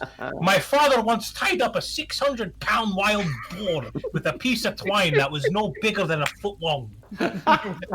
You gotta be shitting me. That's crazy. I shit you not, lad. Wow. I gotta meet your grandfather. I take after me Is he father. still alive? Your father? He's very long dead. Oh, I'm sorry to hear. We could have had a beer when we get back to Faerun. I'd like to learn how to tie some knots, but I guess I'll never. He loved cowboys, lad, and he loved horses. Man, my kind of guy. What's a cowboy? Faerun.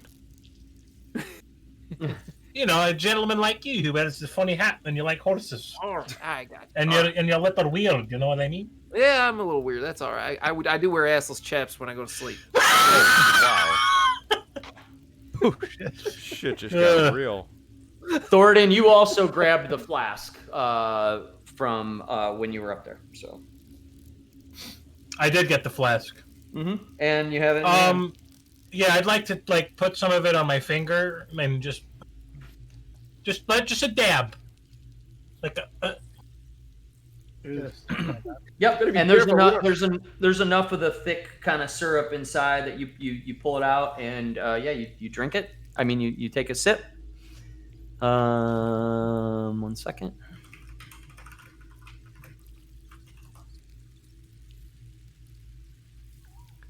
And you know right away that it's poison, and it's really potent poison, and it doesn't affect you at all. But you can tell by the taste, you're like, this is definitely going to kill people if they drink it. You know when you get like a bug in your mouth in the summer and you go, that's what I do. Is there any poison, lads. markings? Are there any markings on that barrel that they poured it into? The casks, the big giant casks. The big giant, do we know if this is like a thing of crush or dragon?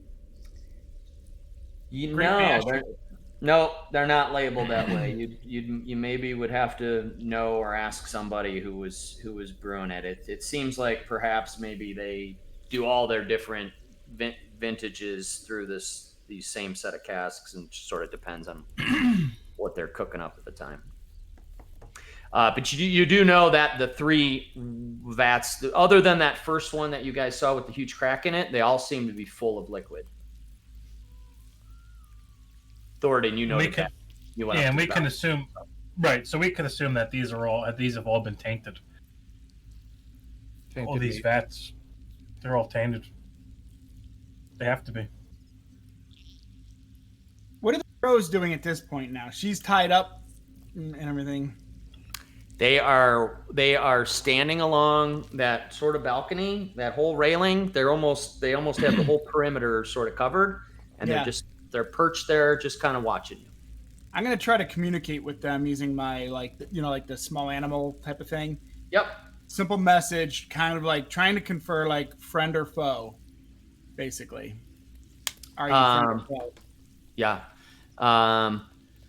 You get back a more intelligent response than you would expect from a bird.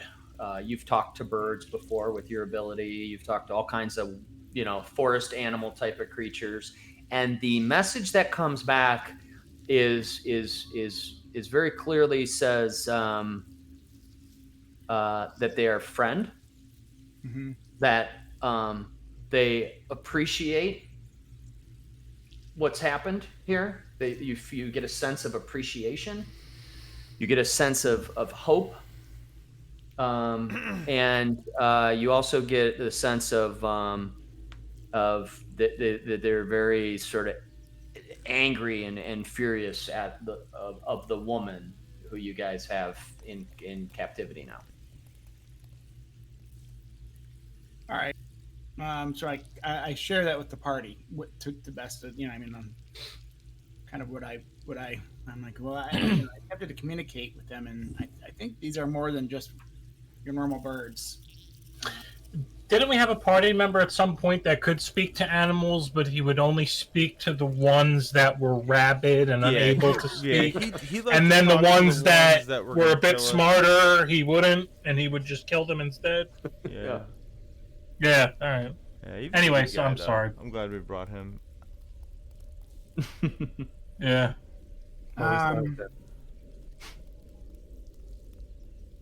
Well, what do you guys think? I mean, Well, look, I want to taste the wine. Can I get a taste of the wine? Because I want to just confirm that it was all poison, and I kind of want to sip of wine. like the other ones. Are you going to test all 3 vats? Yes, Hell yeah, I would do brother. it. Yeah, hell yeah, All brother. right. So you go through and you take a little. How much do you take from each one? I dip my finger in. Sippy taste. Little sippy taste. I dip my finger in. I get my finger in there, and I just, swirl it around. Just getting there nice and deep, like. That was weird. Dodgeball's a good movie. Shut up, man. All right.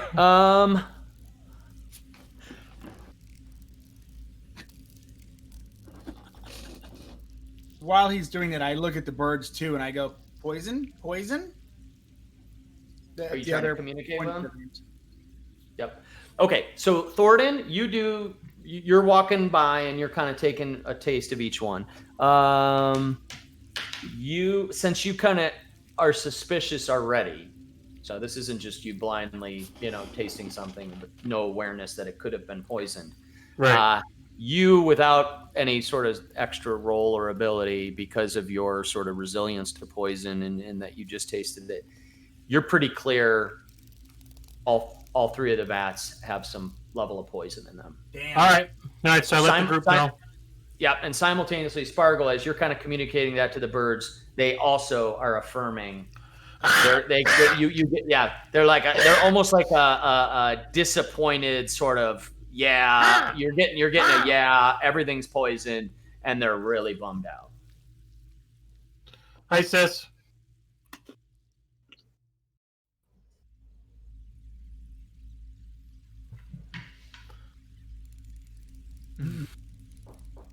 All right. So she's tied up. She's incapacitated. We know that the wine is poison. We're not going on the boat. Perfect. Let's go through that What door. the fuck happened? Was the wine I wonder, Deckard. Oh, sorry, I'll do this in character. I wonder if any poisoned wine's been shipped out of here since these folks showed up. Is there any way for us to know that through serial numbers? Anything we could track? Any shipping manifests we can look for? Can we look for shipping manifests? Is there an office? Is there an office in here and we could look for shipping manifests? You have to find the charts and the orders on the beach. Blood cell. Yeah, are there any outstanding POs? Okay, are there any POs that haven't been closed yet? Shipping manifests. Where's the office? There's got to be an office here. Erwin had said that nothing had come for a long time, though. That's what she said. That's No shipments had come for a while. That's right. Tell you what, this Festival of the Sun's gonna be lame. Oh, the festival. Everyone's gonna go. There we go. Oh, it's gonna be bad. Oh, well, not be well. It's 2 days away, by the way. I Wait, forgot to we mention might have that. just stopped it. Yeah, we might have just stopped it. We just saved the day. All right, I want to go in this fucking room. Go in the room. Which room? This one. The north one there? Okay. Yeah. Um. I do want to knock for. No, I don't want to knock. I want to burst through. Okay. I want to do my. I don't even check the. I don't even check the handle. Why? I don't ever do that. I'm not. I'm not.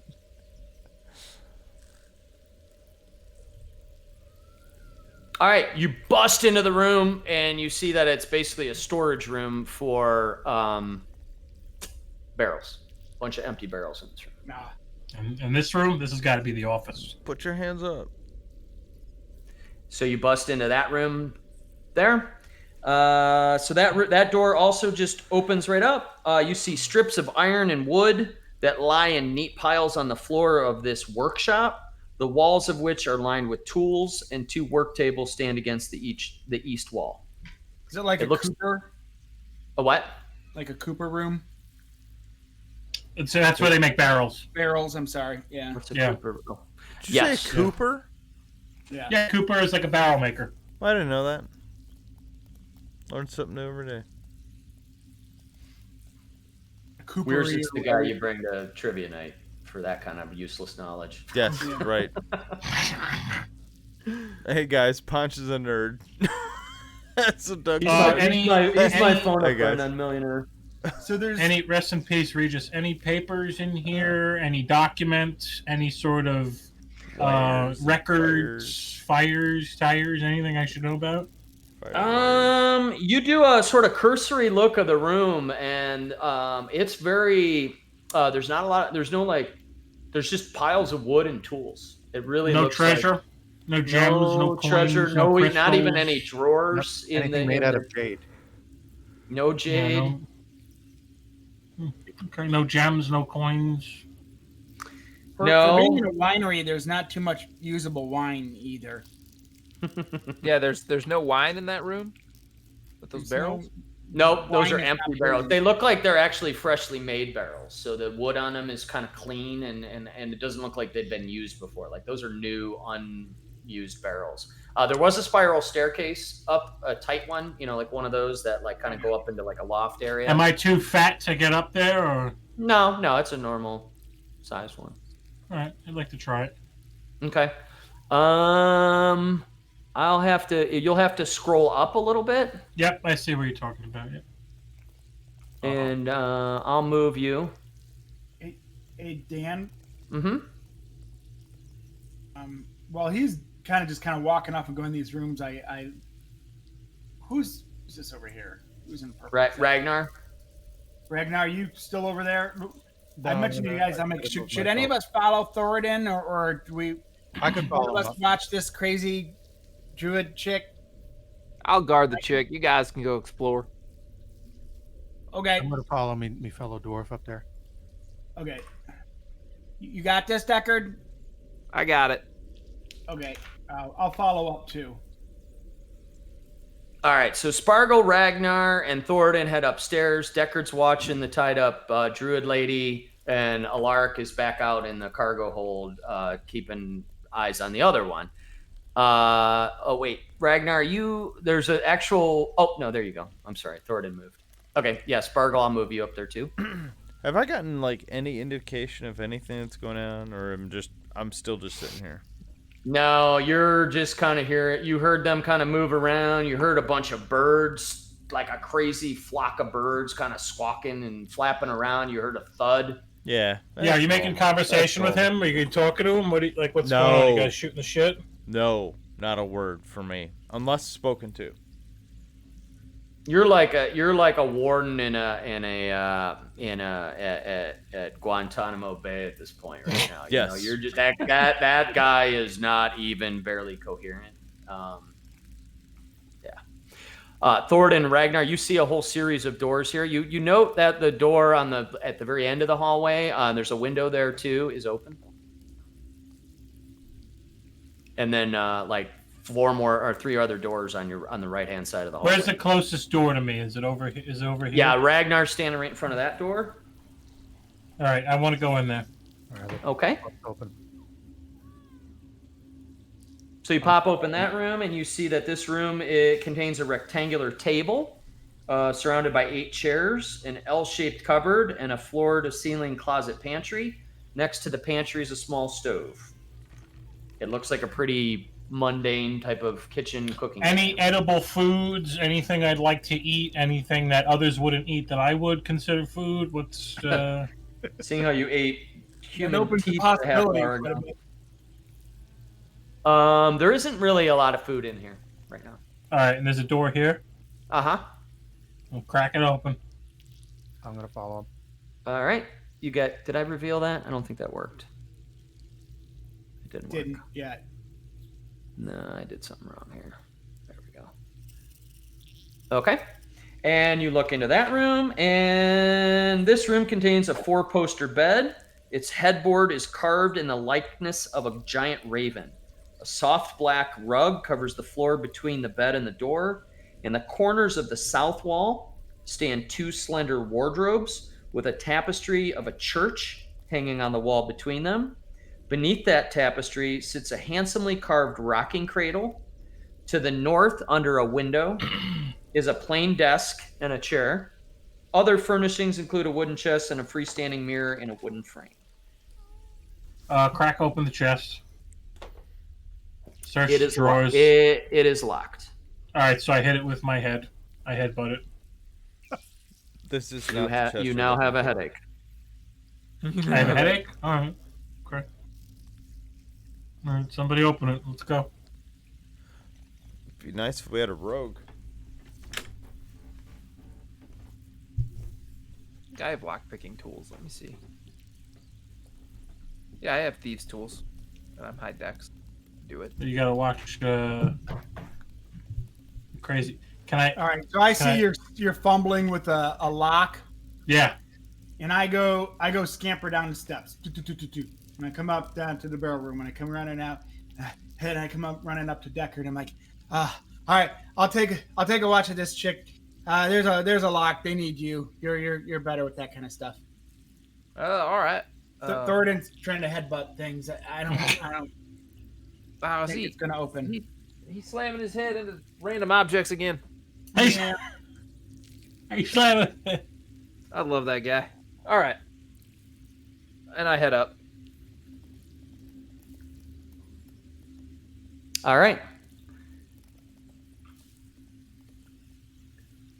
So you head up there and you see them. You see these 2 dwarves kind of messing around with this chest, and it looks like a very heavy, very thick wooden chest with an extremely sturdy lock on it. Okay. So yeah, I'll go. I go and use my lockpicking set. It's a dexterity check. Do you have expertise? Do you have thieves' tools? I do. And are you proficient with them? Where do I see that? Proficiencies in languages. Tools. Alchemist supplies, disguise kit, thieves' tools. Okay. So you're proficient with them. So you can make a dex check and add your proficiency bonus. Yeah, I think it has something to do with. Yeah. I don't know why I'm an urchin. You literally can't do everything. What's that? Nothing. Yeah. So what do I roll? A dexterity check and you add your proficiency bonus. So 14. Wait, where's my proficiency bonus? Oh, 3. Plus 3. So, Yeah. 12. 12. So you start this lock on the outside looks very basic, but as you start working in on the inside, you're like, wow, this is a very complicated lock, and you are unable to figure it out at all. Shit. Sorry, Thoradin. I can't get in there. Hey, does Sparkle have any ice spells? Can he cast anything with ice bolts? I've done it in the past. Yeah. I don't know. Let me run down and ask him. So then Deckard This is a funny skit. This is good. This is And- funny. You're like, I'm Deckard not comes Sparkle, in- but let me Deckard- ask him. This Deckard is, yeah, this busts is through the door funny. here, and he comes up here. Sparkle. Yeah, Thoradin. I couldn't open the lock. So if you can go up there, he wants you to freeze it or some shit. I thought you used fire, but maybe you can go. I don't know what hell. You just go talk to Thorvin. I give it a shot. Okay. Just go talk to him. So then I go running up.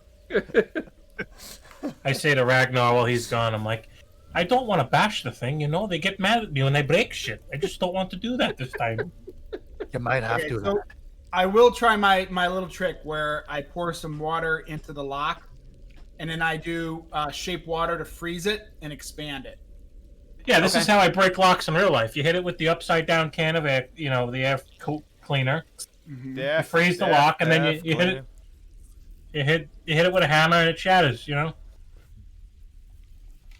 All right. All right. So you pour some water in the lock and you cast your spell. You don't see it expand though the way you expected it to.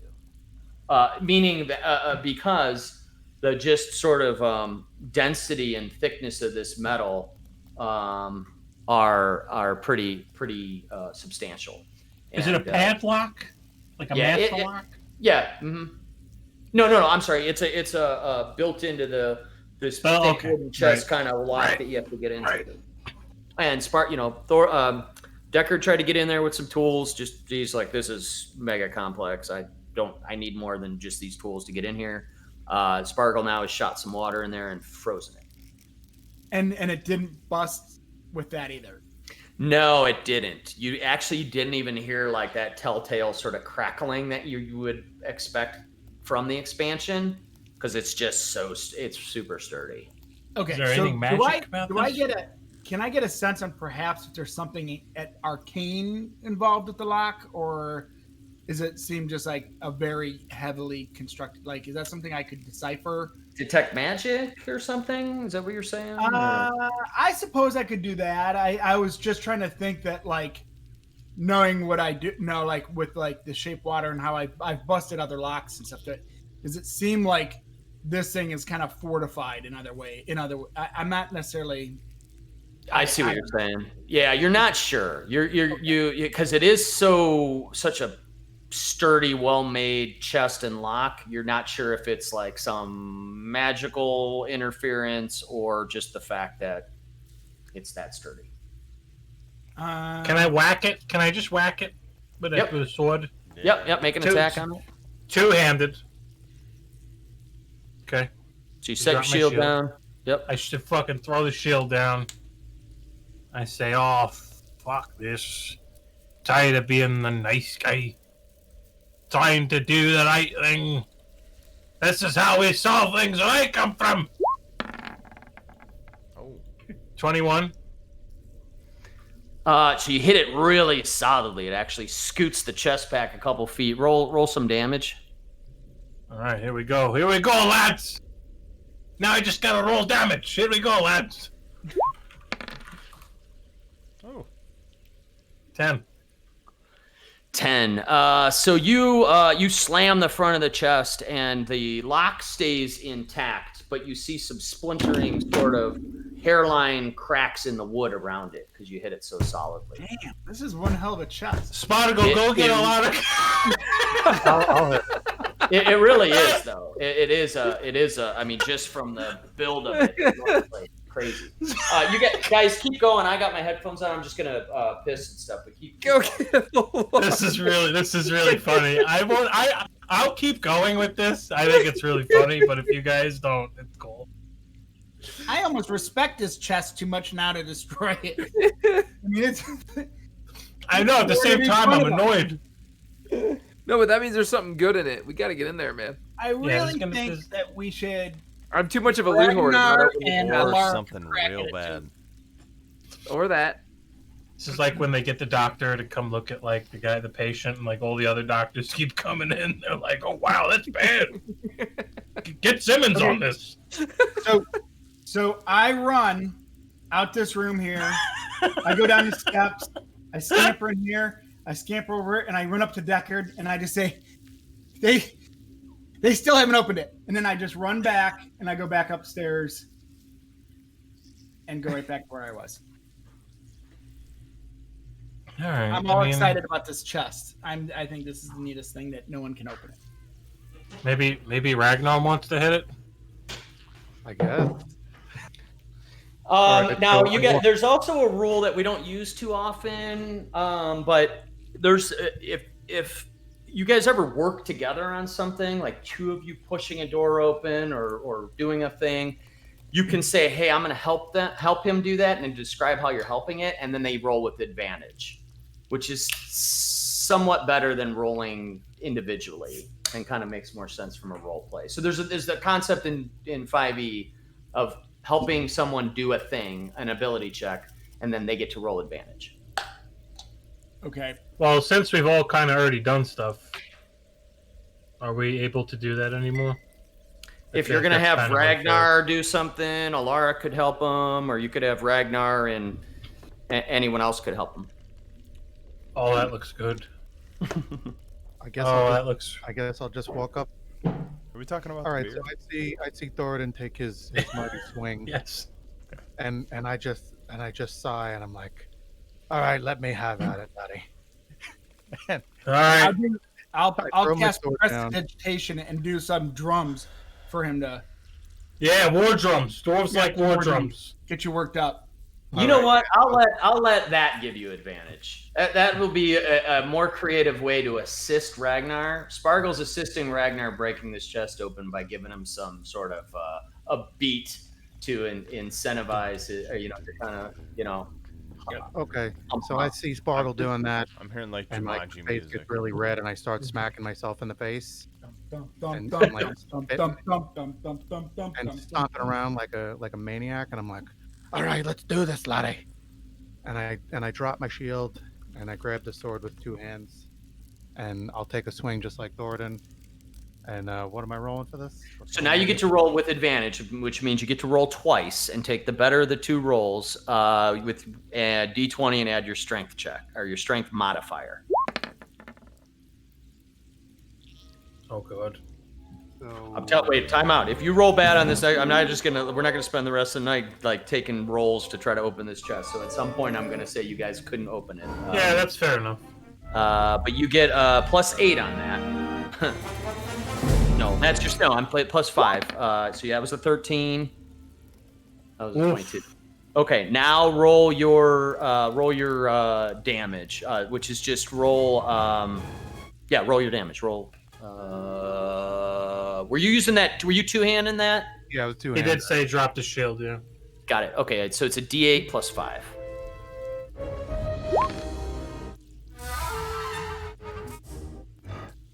I can't see it. 9. Okay. And Thoradin, you had previously rolled a 10. Yep. Okay.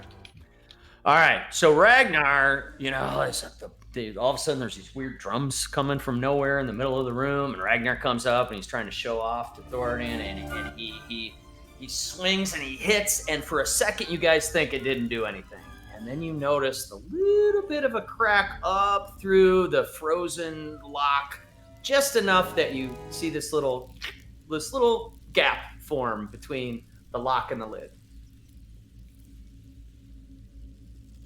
And you lift it up, and it pops open. All right. Nice. What's in there? Probably fucking kids' toys. Inside the chest, you see a pile of coins. A huge pile of coins. Don't tell Deckard. About 50 gold pieces. Yeah, that's right. You three are the ones that see this.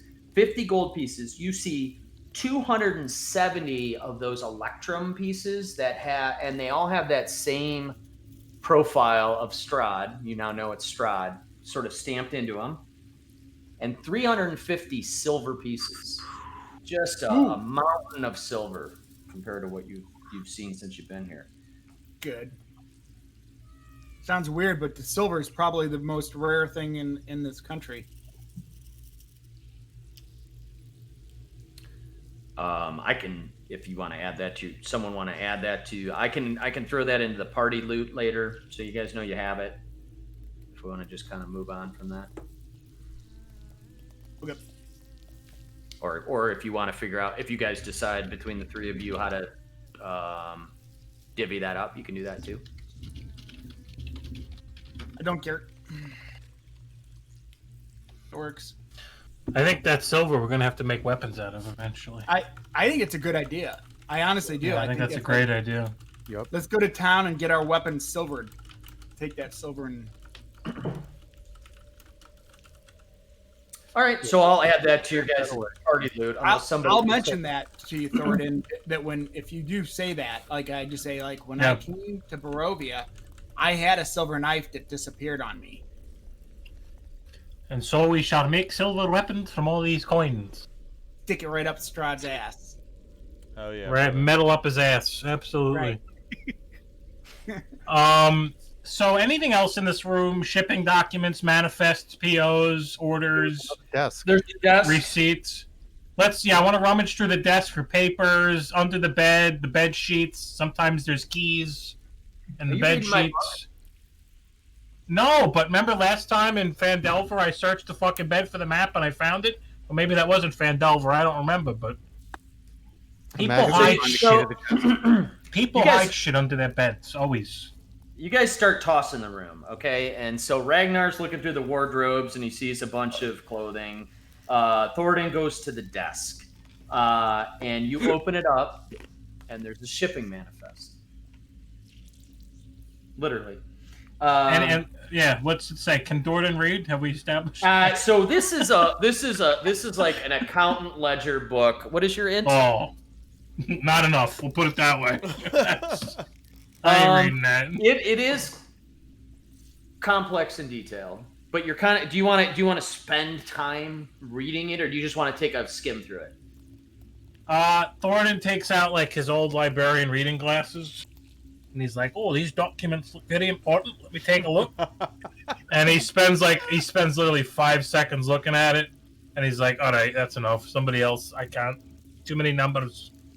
So you skimming it. I mean, it's a couple hundreds of pages, and it seems to go back for It seems to go back for years and years and countless years. Oh, this is like me going through the Bible. Yeah, I'm like, oh, this is really. Yeah. That's. But you see a combination. You see the ship two column. You see a trend in many of them are shipped to BV. Many of them are shipped to BW. Some of them are shipped to K. And then there's a number of entries that just say in all caps, Vistani. You also notice, and there's a random sort of spattering of Red Dragon Crush, and Purple Grape Mash. You also see another one, a name that you hadn't heard of before, which is, I lost track of it, Champagne du l'Estape. Some of the older records, and you notice that those records are 10 plus years ago. Champagne du l'Estape? Du l'Estape. Du l'Estape? Yep. All right. All right, so let's take the book, right? Let's just take the book. Okay. Let's make sure that it's safe. Anything recent, like on the records that I could divine? Yeah. So the earliest records, the freshest records. So you can look at the earliest or the oldest if you want, but the earliest ones are mostly. You see BV, but those kind of drop off maybe several months ago. And then you see almost all of the most recent ones are either BW, K, or Vistani. And those are the most recent. Yep. Most of the most recent ones are all of those three. All right, we'll take it. I'll take it and I'll put it in my bag, my inventory. Okay. I'll add that. Anything else under the bed? I flipped the bed over, the mattress. Yep. You guys kind of keep tossing the room, and what are you doing with the bed? Just flipping it over the mattress, flipping it. You notice that a knob on one of the bedposts is loose. There's a scroll. I I loosen it.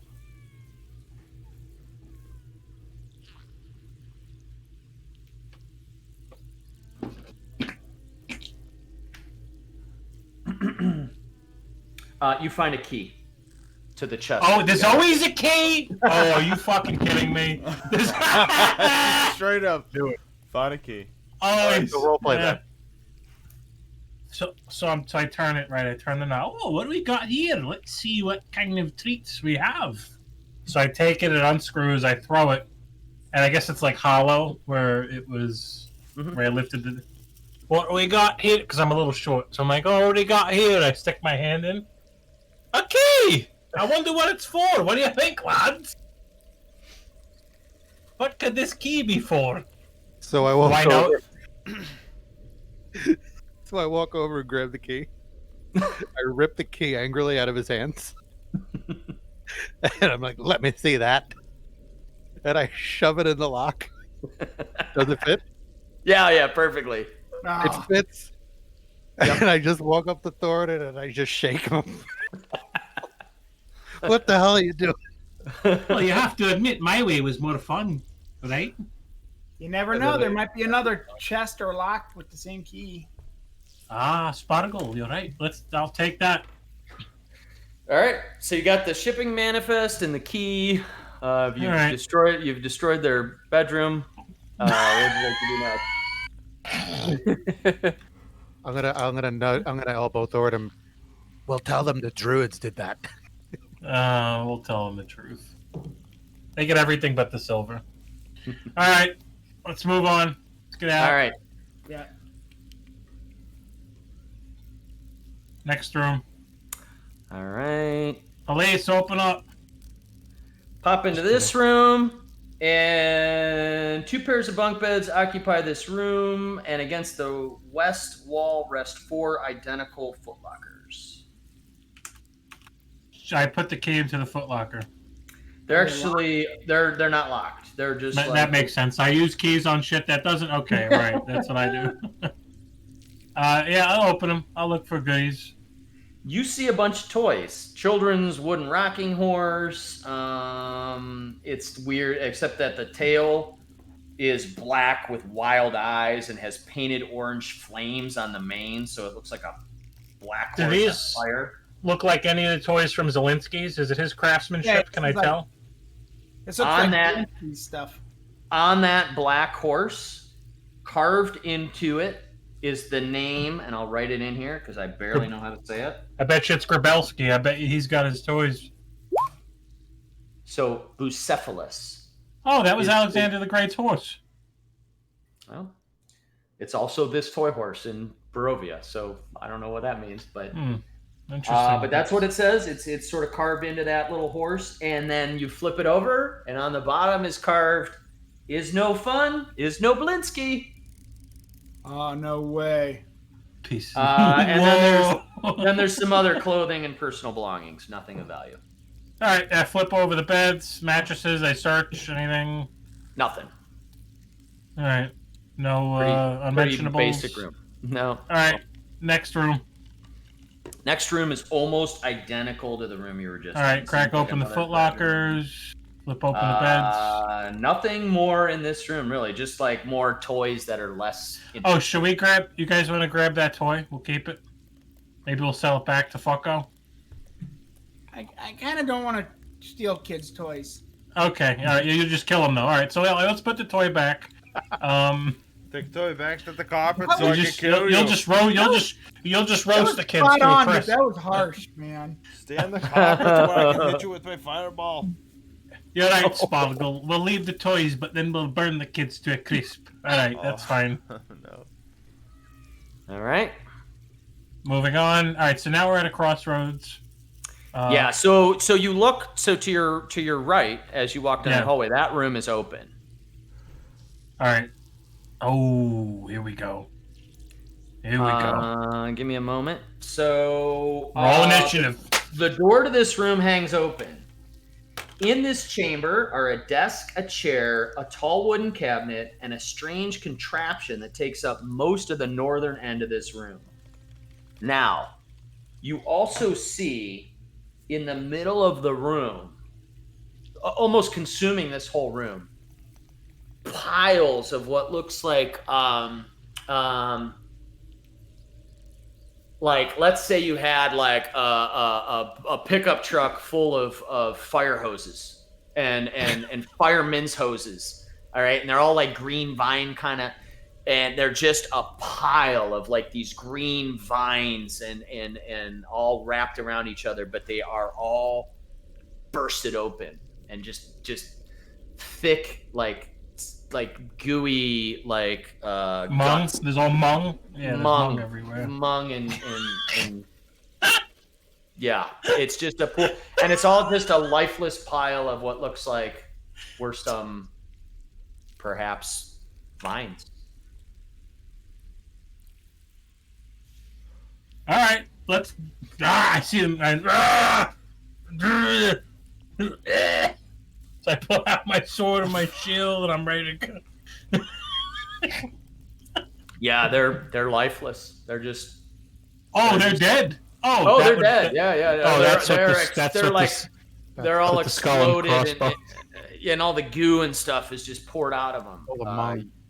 All the So, mung is. I put my. Can I? Put my Do we sword have in any my kind of shield. idea what it might be, Dan? Like what it was before they turned into goo? Yeah, go ahead and make a nature check.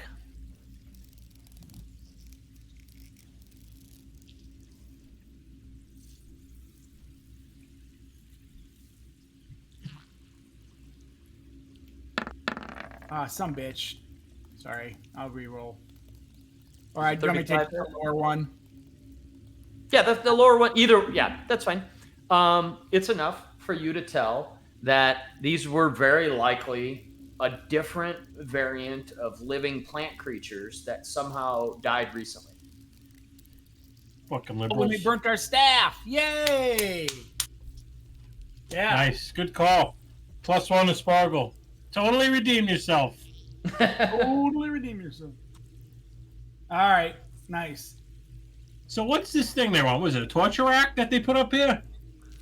So when you look at it closer, it looks like it has there's stacks of paper and there's these metal sort of plates and there's ink everywhere. And as you start to dig around, you notice that it is a printing press. And you see kind of some samples laying around, and I'm going to share 3 of them. Oh, that's cool. What'd Champagne you say? du I missed it. Leston. You said it's a printing press? To make Yeah. their labels. Oh, okay. No, I didn't miss it. That's cool stuff. I do take a couple of copies of each one of those, and I just kind of stuff them in my pack. Okay. Just like one or so- two Yeah, and there's those There's are stuff steel. in your pants? in my pack. Oh. Yeah, there's stacks of them too. That's So better. you grab a handful of each of them. There's a couple of each, yeah. Okay. Yep. We'll I think add they're that. kind of neat. Yep. We'll add that to your inventory.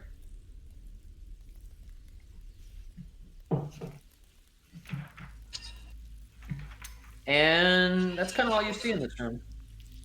So there's no other doors in this hallway, then, right? That's just kind of like. Oh no, but I should clear this a little bit because you were able to look down this way a little bit. I probably revealed too much there, but Ragnar is able to look, 20 feet to the south and notices that it goes down to a staircase. He's got the eyes of an eagle and the ears of a fox. Before we get too much further, should we go get a Lark and Deckard, or should we just lit? I don't know. I don't know. Yeah, we might be coming up on a boss fight. I just wonder if how far we want to go. You feel like you've canvassed the upper floor, and that hallway, Ragnar, to your south goes to a stairwell back down to the floor where those guys are at. You're not sure exactly where it goes, but you'd assume it goes down. What's over here? Like right in front of me. Is that a window or I a mean, door? over. Over there. Oh, there. That's a window. Yep, that's a window, and I kind of cleared it so you can see out that window. That little building you see down there below you Is that a the shit house? The shit house. Yep. Oh Yeah. man, Oh, love that. So that- Thoradin fucking dives out the window. I was into gonna the shit I house. was gonna go in there. Oh, don't do that. I was gonna go in there, and when you guys came down, be like walk out, like pulling my pants up, be like, Yeah, sorry, take a guys, piss. I gotta take a shit. Bow out of the bow. All right, so I'm going down this hallway, and I'm Okay. gonna go right here, and I'm gonna just say to Spargle, maybe go get the big guy and the cowboy. Okay. So I run down to Alaric Yep. and I say, "Can we drag this sack of worms in and put them with this other broad so we can look around a little bit better and keep together? We could throw them in a keg of wine." And yeah, we'll throw him in one of the empty fucking Throw him in the bedrooms. empty vats. Stick him in the bed. That's right. Put them in a barrel. Yeah. If they want to take Alright. a sip, they can. All right, Donkey Kong, let's do it. All right, so Lark, what are you gonna do?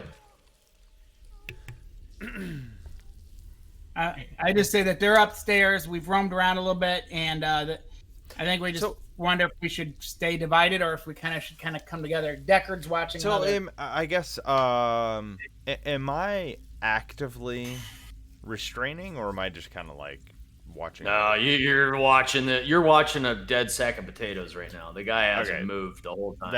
Then I'm not that concerned with it, and I'm going to regroup with everybody. Are you bringing the druid with you? He weighs about 150 pounds. You can literally one arm him and just hold him like your bag of golf clubs. Don't leave him alone. All right, Bring yeah, 'em up I'll do it. upstairs. I'll bring Yeah. it. Yeah. As long as it's not like a fuss or a problem, then yeah, I'll just throw him on my shoulder. He is Bolt not sticking struggling. him? Yeah, there's still a bolt through his shoulder. He's missing an ear. He's missing teeth. We get his name. Thoradin will pass those sometime tomorrow. Why would we get his probably. name when we have his teeth in Thoradin's gut? I know. I know. I wiggle You the know bolt what? and I said, "You know what's good for shoulder pain?" Oh wow. Jesus. Sick fun. Once Donate you think teeth. Spargle is like a nice dude, and then I'm he does just some messing weird with shit. that. That's a Step Brothers thing. Yep. Yep. All right, then Alaric, I'm just for the sake of convenience here, I'm gonna assume the druid's with you until you tell me you drop him. Okay. Throw him in the fucking vat. And then you can move yourself up the staircase towards Ragnar and the rest of the group. Spargo, you can do the same. I'm gonna run Deckard. over to Deckard and say the same thing that like Alaric's. So he's hauling that dude with him. Hell Yeah, yeah, bro. just got him go over his shoulder. It's just like I- you know what I it's mentioned like it carrying to- a merce, a man purse. Yeah. Yeah, I'm fine. your European carryall. Yeah. Like a gym bag. And carry-on. So I said to Deckard, I kind of say the same thing. I'm like, I don't know if we're wondering if we should kind of regroup a little bit. What do you think about? What do we with this chick? Should we? You Two want to put chicks her in at her? the same time. her up. Yeah, Do we really need to watch her separately, or do you think that we could like regroup with the Van Lark just hauled that little guy? The wacky toothless how big is guy. this chick? She's about $120. I could do that in real life. You guys are fine. So I run up here and I roll one of these barrels down the stairs here, and I like it. pop the top off, and toss her in it. Okay. Pop the top back on, Oh my god. and then what I do is I take out my dagger, I carve a hole or two for her, and then I take my crossbow and I take 2 bolts and I like staple the lid on. All right. She protests a little bit and is fussing and whatever, but she knows she can't do anything about it. And just kind of wiggles around and then finally stops fighting. Cool. And you're gonna leave her there in a barrel now? Yeah. All right. I don't want Because to carry we're her good around. guys, Doug. That's why we like to keep people alive so we can question them later. Yeah, I want to see where they're from. What did Doug say? Where Our are they murder from? hobo left the They're gonna group, be like, so now "Oh, I'm from Barovia and I'm a piece of shit," and then we're gonna kill. Well, no, we're gonna have Deckard lead us back to their camp eventually. Yeah. Yeah, That's it's fine. Yeah, we What just did don't Doug want them say? to I murder missed them it. He all. asked why we're keeping them alive. Oh, All right. 'Cause- I put a little symbol on her that she's in a barrel now. So because we're she's not. your What is it? Hobo killing? What do they call it? murder hobos. Murder We hobo. got rid of our murder hobo got Yeah, killed by an old we got- lady. Yeah. He's super dead. That's yeah. For dead. He's in the 9 hells screaming. Yeah. Yeah, it's just a convenient place to He's a keep her. Chasme demon right now. Like, Even, she- even know what? Satan was like, I "Ooh, don't know how what this is is guy better. do?" This is better because it gives us more opportunity going forward. Yeah, it's more fun. It's more You interesting. can't It unkill leaves- somebody. Yeah, right, easily. exactly. If we Easier kill to them, kill then they're somebody dead. than unkill them. And Yeah, that's we so laid fun. the From the path, raid, and it's so that's what we're doing. final. Whereas if we fuck around for a little bit and waste our time not killing them, at least we have the opportunity to question them and potentially kill their friends in the future. Plus, biting the ear off of someone who's already dead is a lot weirder than someone who's alive. Yeah.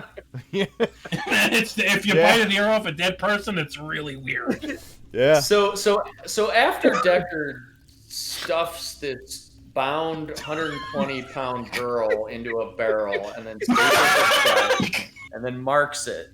I just want to make sure I understand who's evil in this land and who the good guys are. But It's us. so We're evil. after you guys do that, and after Deckard walks away and looks kind of like proud of his handiwork, those ravens though, Deckard, the ones that were kind of sitting around the edge, 3 or 4 of them kind of swoop down and sit on top of the barrel, and just kind of puff their chest out and look towards you and just kind of nodding their heads around and seem to just be sitting on the barrel as you walk away.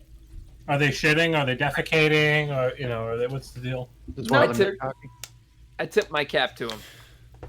One of them does. You're not sure if it was just their normal animalistic movements, but you see one that almost seems to like nod at you Nice. as you do that. And he goes, "Hell yeah, brother." Hell yeah, brother. All right, what are you guys doing now? All right, I kind of say they're up here, and I kind of run back to where Ragnar and Thornton were. with that Yeah, guy. so Ragnar, you notice that you are at a staircase, not a ramp like you guys saw on the other side of the building, but that this heads back down. What is here? Do we see anything? Are there doors into here? Is this a door? Not from. Oh wait, maybe right where I'm pinging. I think that might be a Is that door. a door, Dan? It is. Yeah. Ragnar, you want to open that door there? All right, I'll open it. So I'm gonna go right here, and I'm gonna open the door gently. What kind of door for you? Kind of wants to stay alive. Okay, so let Not me see. necessarily trying to be quiet, just not cause such a stir. Hold on, let me open this up. Okay. So you pop out into here and you pop the door open and you see that it is a staircase that drops down. And now your spatial awareness is, you kind of realize this is heading down to the little balcony area that surrounded the vats. So if you want to move yourself in there, you do see a number. You're now at the level that a lot of those ravens were at, that were sitting around that balcony area there. So I'll go ahead and reveal the rest of this. In fact, I'm going to reveal the rest of this almost this whole floor, because you guys have kind of pieced it all together. So couple steps down takes you to the balcony area that Ah, surrounded the big vats that were on the floor below.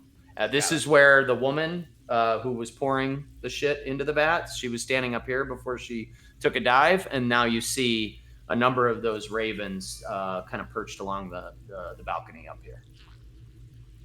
Oh, okay. I nod my head to some of the ravens that are nearby.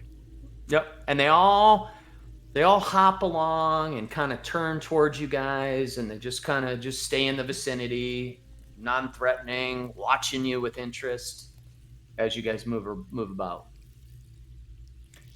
As you go a little bit further, you can see now, Ragnar, that if you look off to where I'm pinging right here, hold on, where I'm pinging here, that would be the stairs that led back down into the middle of that room below, where all the big casks are.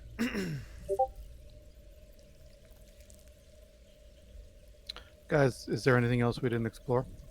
We didn't go down those steps over here. I ain't going down them steps. What steps you talking about, Ponch? Can you ping?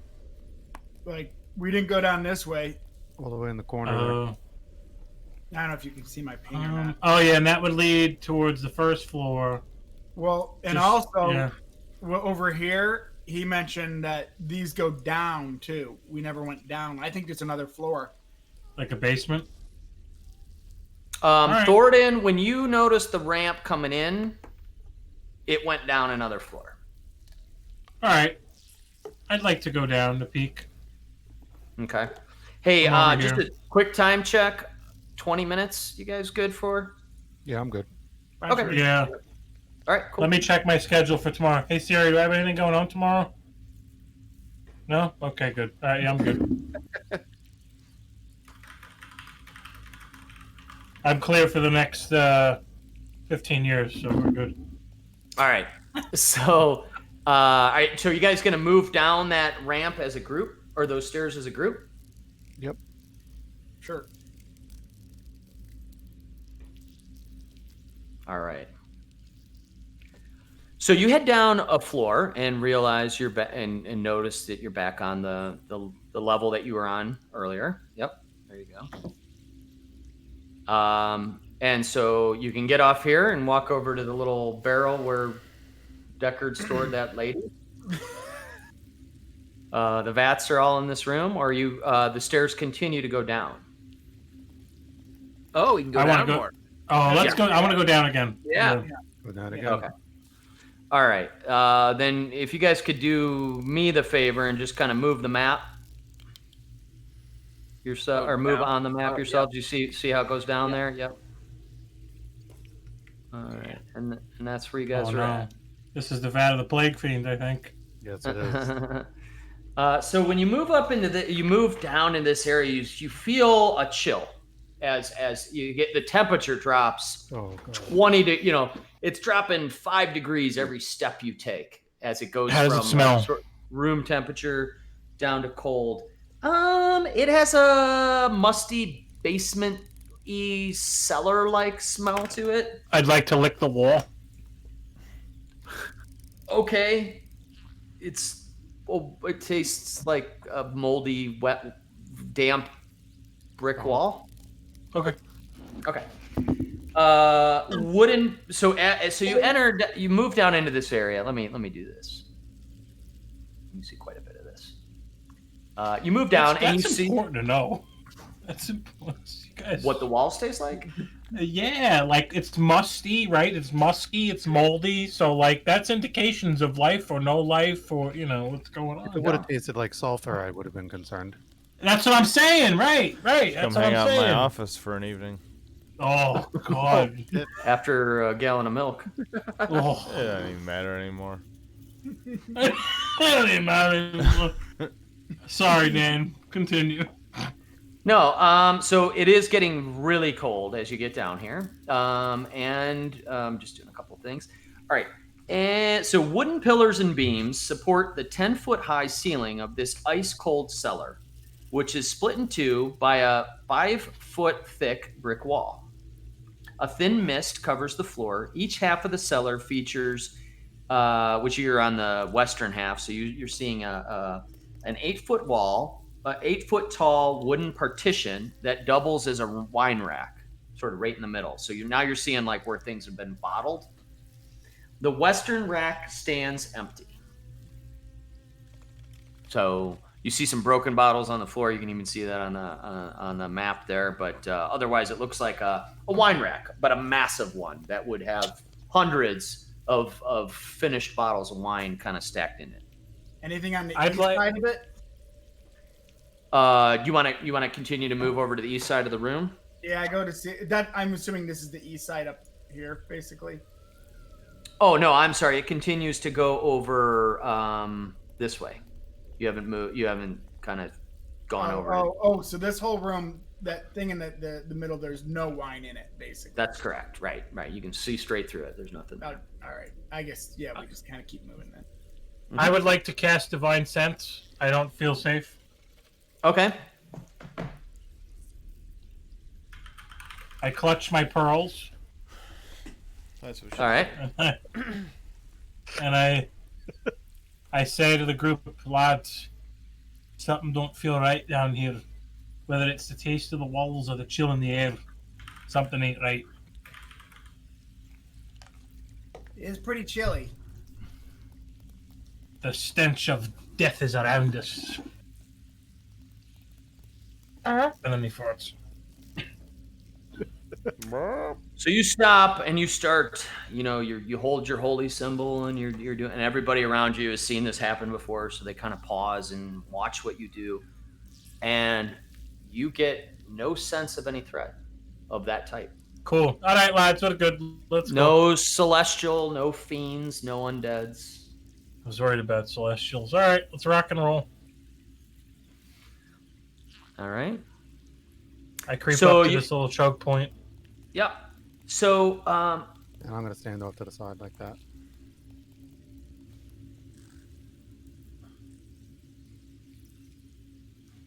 Is it dark down here? Is there light? What kind of light sources are there? it is fairly dark, but there's enough sort of ambient light that you guys can kind of make your way around a little bit. Is anybody completely blind in the dark? I think I have dark vision. I have I dark do. vision. I have dark vision. Pretty sure I'm blind. Yeah, Deckard, I don't think you can see much further beyond like 5 feet of yourself right now, so it's going to be a little tough for you. All right, Look at Stevie all the Wonder. things That's what I can see. Color red. Do you want to do anything to help yourself see? No, I mean, like, I'm just gonna, like... So there's no light down here, huh? No, for now, like, I'm just going to... Well, wait, my crossbow's still on fire. All right, that'll give you 10 Right. feet, 5-10 feet of view. So you It's can like I at have least, a torch, right? yeah, light torch. You could keep up with the group, and you won't see as clearly as they will, but you can see where they are. Okay, yeah, I mean, I'm cool I'll with that. work that for now. Okay, cool. And then are you guys gonna move over to completely to the other side and check it out, or what? Yeah, I'm gonna creep. Just creep. Okay. Yeah. So Thornton, you move over there and you see as you move into this room, this side of the room, you see this rack full, about half full of sealed up, labeled bottles of wine. There's a handful that look like they might be that purple grape mash number 3. There are barrels of wine on the north wall there. Thornton, as you get close to that wall, right where you're standing, you feel an intense cold coming. You don't understand why, but coming from A draft or a cold? A cold. Like the walls themselves are almost refrigerated in a way. They're almost building a frosty sort of glaze over them. More so than you would expect for being, 10 feet underground. Do the barrels have labels and or lot numbers on them? Yes. So 3 of them are very frosty. They're covered in frost, and they contain purple grape mash number 3, and they're fully sealed because they got the thing burned into the side. And then you see a single bottle of grape mash number 3 on the floor. And then you see 40 bottles of Red Dragon Crush on that rack that you're standing next to. Mm-hmm. Nice. Are there lot numbers? I know that's a very technical question. No, I'm the just trying labels to- the labels look like are very generic. They don't have like a year, lot number, or anything. It's just Oh just wow, the Barovia same really labels. needs to up their fucking standards of shipping and alcohol, really. Well, you were in the printing room and you saw how they were printing those labels. It's just they're all the same. and they don't handwrite the lot number. Oh wow. No. All right. Okay. All right. Whatever. How old do these bottles look?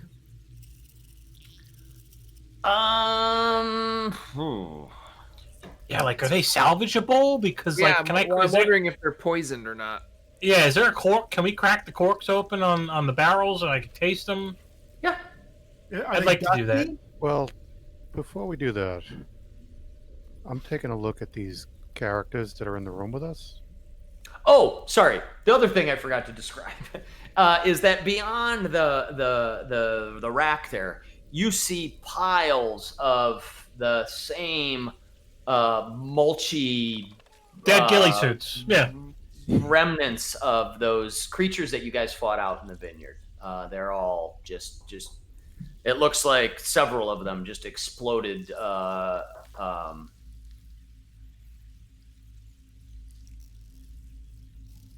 Yeah. Super dead. So I just Super walk up to one of them and like whatever the closest one that looks like a head, like an intact head, and I just kind of look at it and kick it across the room disgustedly. Bro, he's kicking shit. Yep.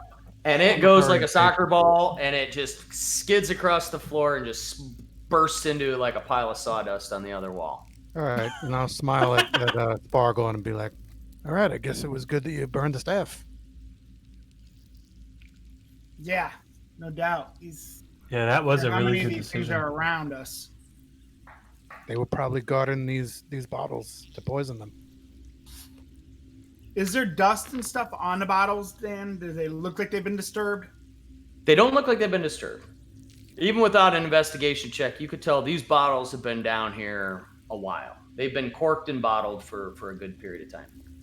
I'm gonna put a few in my pack. Okay. Man, Yeah, I it's really very want to good. know if they're poison. Dragon. Can we detect poison? Is there a way to do that Don't you guys without have like those tasting? scrolls? I do, but I don't know if I could use that on 40 bottles. Well, you could use it on the vats probably. Well, Well, the vats are definitely poisoned. the vats are But poison. they're to- If but we they're to lose, purify food and drink, right? So would that get rid of the poison? I mean, I guess. I'm You identified the scrolls and you have a description of them. Whoever has them in your inventory, Yeah, so I have them. so you know precisely what they do. Okay. If All you right. want to read the description. Yeah, I'm gonna go take a look to get the better details.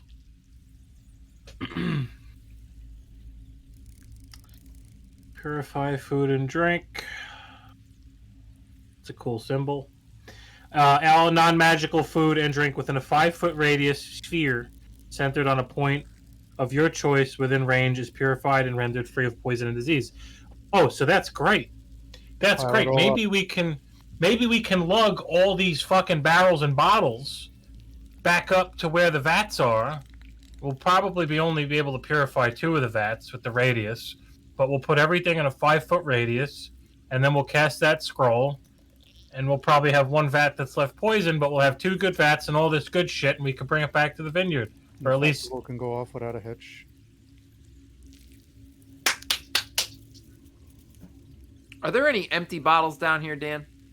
Yeah, on the other side there were a few kind of scattered on the ground. But yep. So I collect a few of these bottles of Red Dragon Crush, and I grab a few empty bottles as well. Okay. Is I'll a put lark those in the up room my too? pack. Yeah, he's on the west side still. Drooling all over himself. Starting to get morning wood. had a little wet dream. All of a sudden, it looks like. So yeah, there's that.